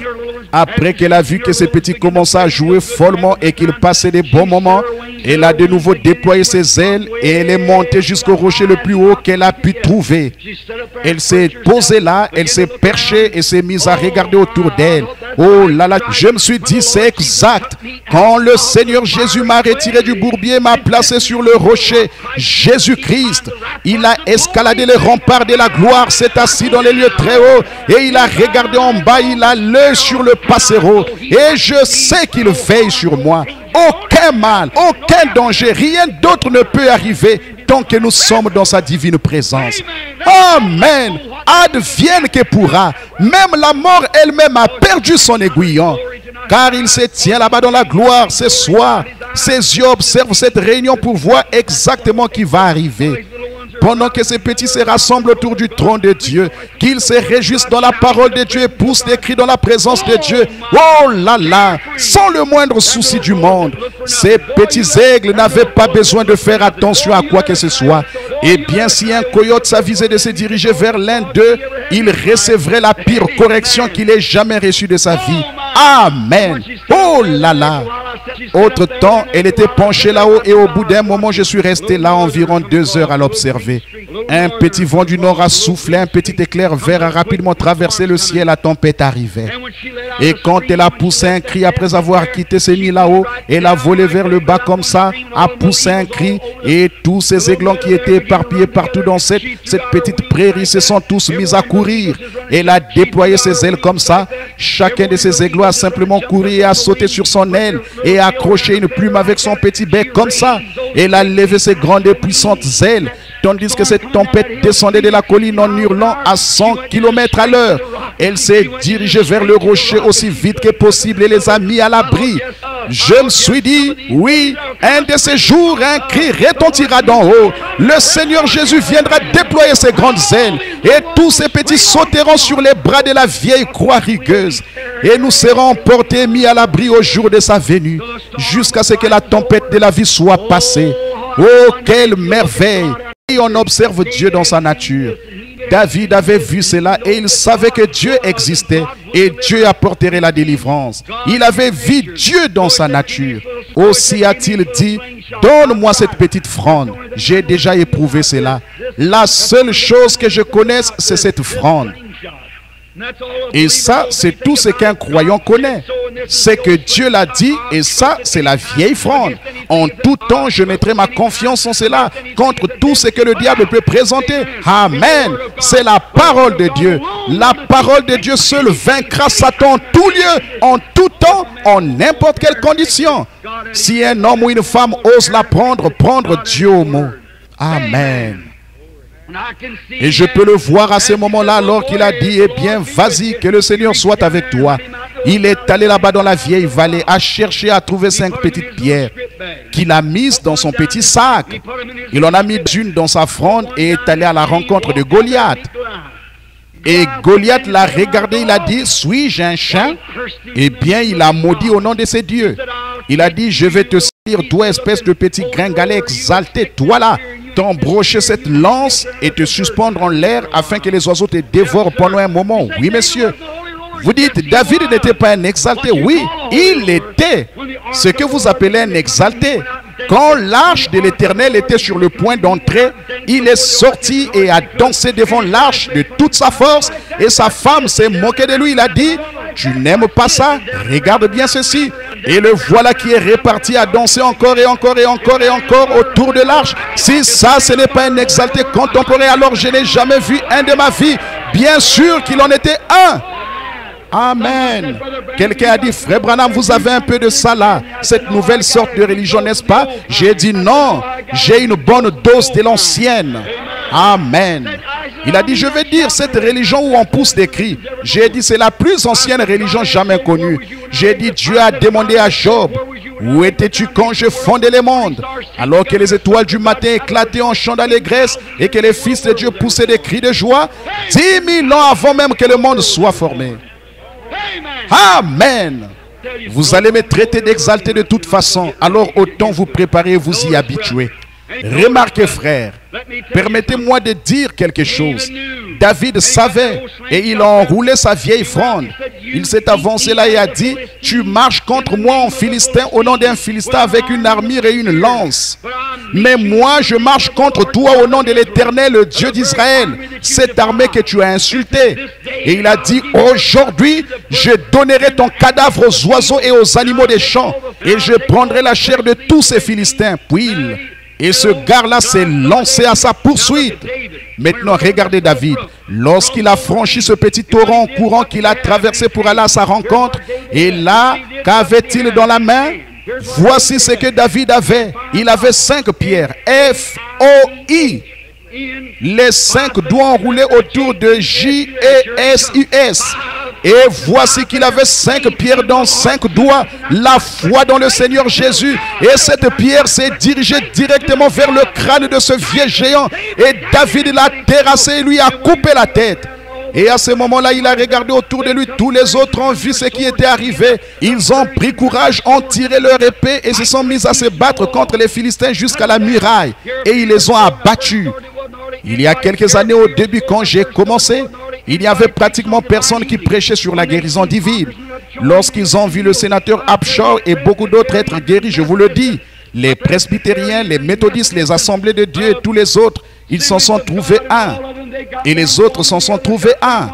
L'église de Dieu s'en est trouvé un. Oral Robert et l'autre a trouvé quelqu'un d'autre. Et frères, nous taillons en pièces les Philistins de droite à gauche. Alléluia. Parce que chaque cœur prend courage ce soir. Et on n'en a pas encore raconté la moitié. Car Jésus-Christ, le Fils de Dieu, a fait la promesse. Qu'y a-t-il dans votre main ce soir?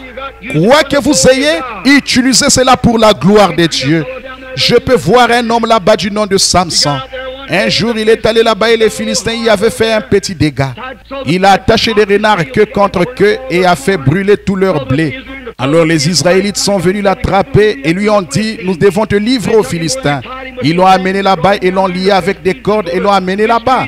Les Philistins s'apprêtaient à le maltraiter. Et à ce moment-là, l'Esprit du Seigneur est venu sur lui. Amen. C'est ça qui fait la différence. Quand il a senti l'Esprit du Seigneur venir sur lui, il n'a rien dans sa main. Il a regardé et il y avait là une mâchoire de mulet. Et il a pris cette mâchoire dans sa main et a tué 1000 Philistins.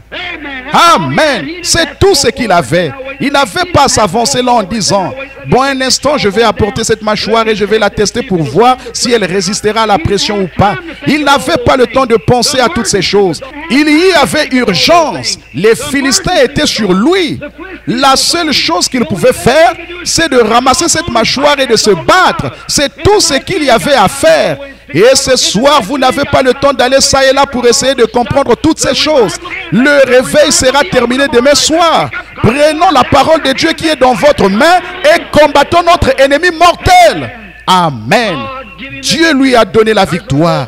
Il y avait un petit bonhomme là-bas dans la Bible du nom de Shamgar. Il se peut même que vous n'ayez jamais remarqué qu'on fait mention de lui dans le livre des Juges. Il n'était qu'un petit homme, présentant-le un peu à travers un petit récit imagé. Je peux le voir là-bas, un pauvre petit homme. C'était une époque où chacun faisait comme bon lui semblait. Et Israël n'avait pas de roi. Il était séparé les uns des autres, divisé en petits groupes, à peu près comme l'Église l'est aujourd'hui. L'un est de l'Assemblée, l'autre est de l'Église de Dieu, l'autre est unitaire, l'autre est baptiste, l'autre est presbytérien, les méthodistes. Oh là là! Si nous n'aimons pas ce qui se fait ici, nous allons là et là et là et là. Et oh là là, même moi, je ne comprends pas ça. Et puis quand ils sont arrivés là-bas, et oh, ce dont ils avaient besoin, c'était tout ce dont ils avaient besoin à ce moment-là, c'était d'une sorte de libération à l'ancienne mode. C'est ce dont nous avons besoin aujourd'hui. Amen.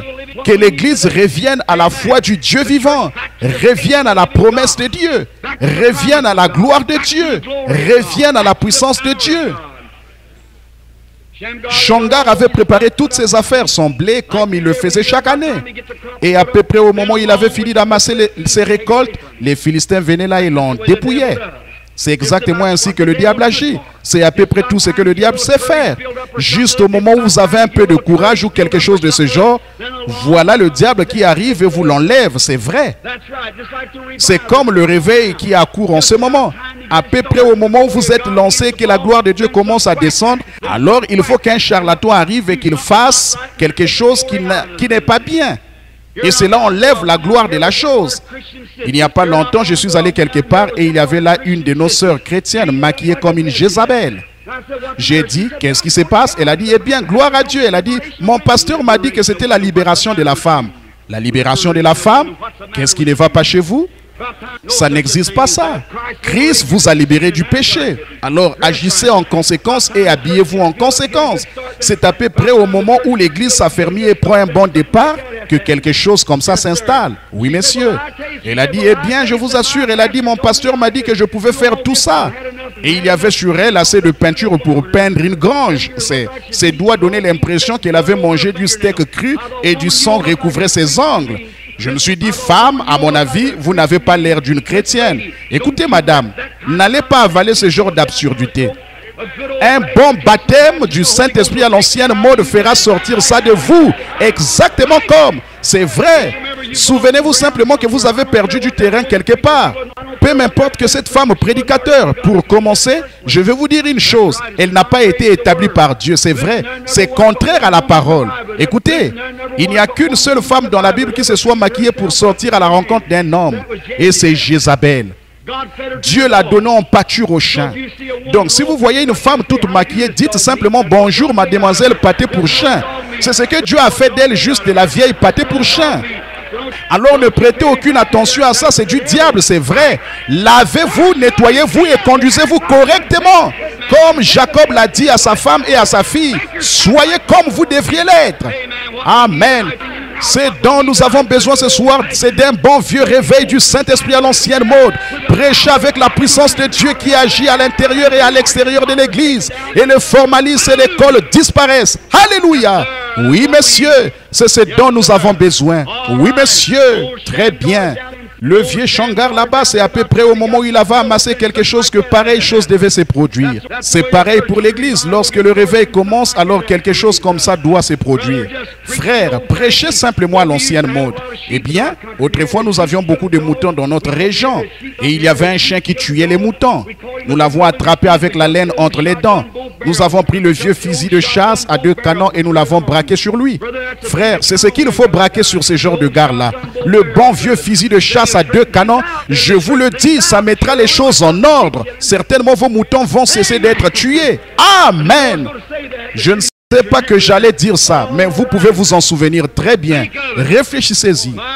Oh, et là-bas, à peu près au moment où il entrait son blé et tout, voici qu'arrivaient ces gros Philistins bédonnants et l'on dépouillait. Là, en plein sur le chemin, ils l'ont dépouillé. Un jour, il venait tout juste de terminer de battre le grain et de ranger sa récolte à l'intérieur. Il était là, le pauvre petit homme, il se tenait là-bas dans le grenier et il regardait autour de lui. Il a dit, eh bien maman, peut-être que nous pourrons survivre cet hiver. Les enfants et nous. Il regardait autour de lui et tout à coup, il a entendu quelque chose faire du bruit sur la route. Tramp, tramp, tramp, tramp. Et voici que 600 hommes armés arrivaient. portant de gros casques d'airain, leurs gros souliers de fer, leurs lances à la main, leurs grosses épées accrochées à leur côté, et ils descendaient la route pour venir le dépouiller de sa récolte. Je peux voir le petit Shangar qui dit, oh là là, regarde-moi ça, les voilà qui reviennent. Il a regardé sa pauvre petite femme, elle était là, les manches de sa robe déchirées au niveau du coude. Les petits enfants étaient là, ils avaient l'air tout maigres parce qu'ils n'avaient rien à manger. Les Philistins avaient tout emporté. C'est à peu près à quoi ressemblent certains chrétiens ce soir. Des gens trop chétifs pour être appelés des croyants ou des chrétiens nés de nouveau. Amen. Ils n'ont pas assez de foi pour mettre un point sur un nid. S'ils étaient de l'encre, c'est vrai. Oh là là, ne laissez pas le diable dépouiller l'église de la gloire de Dieu. En envoyant votre pasteur aller chercher tous ces doctorats en théologie et revenir et se tenir là et dire amen comme un veau mourant. Ce dont vous avez besoin, c'est d'un vieux prédicateur à l'ancienne mode, à l'état brut, avec une religion de ciel bleu qui tue le péché, qui prêche la vérité et qui s'en tient à ce que Dieu a dit être la vérité et qui libérera les gens. Amen. Je ne suis pas tranchant, ce n'est pas mon intention. Mes frères, il est temps que nous apportions, que nous appelions ce qui est noir, noir et ce qui est blanc, blanc. Oui, messieurs, vous aurez Dieu dans votre camp et vous entendrez de nouveau les cris dans le camp du roi, quand vous aurez mis la chose en ordre. Amen. Maintenant, remarquez, voici le petit Shangar qui se tient là à regarder par la fenêtre. Et voilà ces Philistins qui arrivent. Il a dit, oh maman, regarde donc. Sa pauvre petite fille s'est mise à pleurer. Je peux la voir baisser les bras et dire, papa, nous n'aurons rien à manger cet hiver. Et puis je regarde maman, elle va se mettre à pleurer. Vous savez, Shangar a regardé autour de lui. Il ne savait même pas quoi faire. Il a regardé autour de lui, il a dit, je ne pourrai pas me battre. Je ne suis pas un guerrier et je n'ai pas le temps d'aller apprendre à me battre en duel et de faire tous ces entraînements et tout. Je n'ai pas le temps de le faire. Mais alors qu'il promenait le regard, il a vu là, dans le coin, un vieil aiguillon à bœuf. Savez-vous ce qu'est un aiguillon à bœuf? C'est un gros bâton dont l'extrémité en airain sert à frapper à conduire le bétail vers la porte d'une part et aussi à détacher la terre de la charrue pendant qu'il labourait. Un vieil aiguillon était posé là, c'était la seule chose qu'il pouvait voir dans sa main. Mais savez-vous quoi? Je ne dis pas qu'il s'est mis en colère, mais son indignation de juste a bondi. Oui, monsieur, frère, je vous le dis, qu'y a-t-il dans ta main? Rien d'autre qu'un aiguillon à bœuf. Il s'est dit, je ne suis pas un guerrier. Je ne suis pas capable de faire ceci. Je n'ai reçu aucune formation. Mais il n'avait pas le temps de recevoir une formation. La seule chose dont il avait besoin, c'était que l'Esprit de Dieu soit sur lui. Avec l'Esprit de Dieu sur lui, il a sauté par la fenêtre, a pris cet aiguillon et a tué 600 Philistins. Amen. Ce dont nous avons besoin aujourd'hui, ce n'est pas d'aller au séminaire pour apprendre si Marc 16 est vrai ou pas. Frère, les gens se meurent. Ce que nous devons faire, c'est de sortir tout de suite. Il ne s'agit pas de savoir si vous allez vous battre en duel ou pas. Il s'agit de se lever. Oui, monsieur. Il savait qu'il était un Philistin. Il savait que ces gens étaient des Philistins incirconcis. Aussi sûr que je connais cette maladie, tant que vous savez que vous souffrez du cœur. Quel que soit le mal dont vous souffrez, nous savons que c'est du diable. Et il savait qu'il était un Israélite. Il savait qu'il était circoncis. Il savait qu'il avait droit à la promesse. Il savait que Dieu avait promis de le bénir. Alors il s'est mis en colère par rapport à tout ça. Il a pris l'aiguillon à bœuf et s'est mis à l'œuvre. Ce dont nous avons besoin ce soir, c'est de croire, mon frère, que vous êtes un enfant de Dieu et que vous y avez droit et que la promesse est à vous. Peu importe ce que vous avez dans votre main, prenez cela et allez tuer les démons de part et d'autre. Amen. Et vous verrez que les plumes se mettront à voler et que le diable sera vaincu et que vous en sortirez guéris. Qu'y a-t-il dans ta main? Vous dites, frère Branham, je n'ai rien dans ma main. Vous avez peut-être une carte de prière. Jetez cela par terre et levez-vous au nom de Jésus-Christ. Et dites, je prends Christ comme mon guérisseur ce soir. Alléluia. Il se peut que vous ayez un petit catéchisme sous votre bras et que vous vouliez exterminer ce que je dis pour voir si j'ai raison ou pas. Jetez cela et levez-vous au nom de Jésus-Christ. Soyez baptisés du Saint-Esprit et avancez dans le camp. Amen. Oui, messieurs, il se peut que vous ayez un tas de petits credos que vous devez répéter le matin avant d'aller à l'église et les apprendre pour pouvoir les réciter. Jetez cela et recevez un remplissage du Saint-Esprit dans votre cœur. Amen. Laissez tomber cela et prenez ce que vous avez dans votre main. Peu importe ce que vous avez dans votre main, prenez-les, faites de votre bien avec ça pour la gloire de Dieu. Amen. Miséricorde, j'étais. Voilà, oh, il est presque 22 heures. Prions. Notre Père Céleste, il ne s'agit pas de ce que nous avons dans la main, mais ce que tu peux placer dans notre main. Oh Dieu, nous avons besoin de toi ce soir. Prends ce petit message de ce soir, Seigneur, et mets-le dans le cœur de chaque croyant. Et fais-leur savoir que peu importe combien la personne est faible, Christ est toujours à portée de leurs mains. Je te prie d'accorder ces bénédictions, de sauver les perdus, de remplir du Saint-Esprit ceux qui sont en dehors de Christ, et reçois la gloire du service. C'est au nom de Jésus-Christ que je le demande. Avec nos têtes inclinées alors que nous faisons cet appel à l'autel pendant un instant, je me demande, je sais que c'est une prédication rigueuse à l'ancienne mode, qui récure, qui fait tomber les écailles, ça fera au possible. Mes frères, vous en avez besoin de temps en temps, c'est vrai, vous en avez besoin. Maintenant, je me demande s'il y a quelqu'un ici ce soir, non pas avec une histoire pathétique qui fait pleurer tout ça. Écoutez bien, plus de gens seront séduits par ce genre de choses que par tout ce que je connais. Je ne vais pas au ciel parce que ma mère y est allée. J'y vais parce que Jésus-Christ est mort pour faire en sorte que je puisse y aller. Je veux voir ma mère, ça c'est certain. Mais il faut que je vienne à Christ, pas parce que ma mère y est allée, mais parce que je viens en tant que pécheur, que je confesse mon péché et que j'accepte la voie pourvue par Dieu, c'est vrai. Maintenant, ce soir, est-ce que vous dites, prédicateur, je suis un pécheur et je veux que vous pensiez à moi dans la prière. Je lève la main vers vous pour vous demander de penser à moi dans la prière, moi un pécheur. Voulez-vous lever la main ou que vous soyez dans l'auditoire? Que Dieu vous bénisse partout. Oh là là là là. Tout là-haut au balcon, y en a-t-il quelque part là-haut? Oui, je vois vos mains d'un bout à l'autre. Dieu les voit aussi, certainement. Immédiatement après le service, je veux que vous descendiez ici et que vous fassiez votre confession, que vous donniez votre cœur à Christ et que vous serviez le Seigneur de tout votre cœur. Père Céleste, alors que la soirée avance, de petits enfants malades sont assis là, je te prie, Dieu bien-aimé, de répandre ta miséricorde dans nos cœurs maintenant même. Puisse ce petit texte, qu'y a-t-il dans ta main? Pour Moïse, rien qu'un bâton sec. Pour David, rien que 2 petites lanières attachées à une bande de cuir, une fronde. Pour Samson, rien que l'os desséché d'une mâchoire de mulet.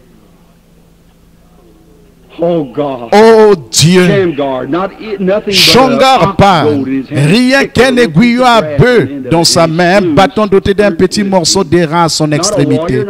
Et il a tué 600 Philistins. Il n'était ni un soldat ni un guerrier, mais un homme qui était dans l'alliance. Ô Père Céleste, ne veux-tu pas ce soir, Seigneur, prendre chacun dans ta main? Accorde le Seigneur et ouvre leur cœur à toi. Et fais que ton Saint-Esprit accomplisse une infinie abondance de choses ce soir, Seigneur, alors qu'ils sont dans l'attente. Hier soir, j'étais si heureux de te voir rendre la vue aux aveugles et l'ouïe aux sourds et voir les pécheurs venir à toi. Et ô Dieu, toutes ces grandes choses que tu as faites, les paralysés, les déformés ont quitté leur fauteuil et se sont mis à marcher au nom du Seigneur. Ô Seigneur Dieu, tu es grand et nous te remercions pour cela et nous te prions ce soir de sauver chacun de ceux qui ont levé la main. Puisse-t-il ne jamais être perdu, mais que ce soir soit le soir où ils te recevront. Il y en a littéralement 100 ou 200 qui ont levé la main. Je te prie de sauver chacun d'eux à cause de Jésus, car c'est en son nom que nous le demandons. Amen.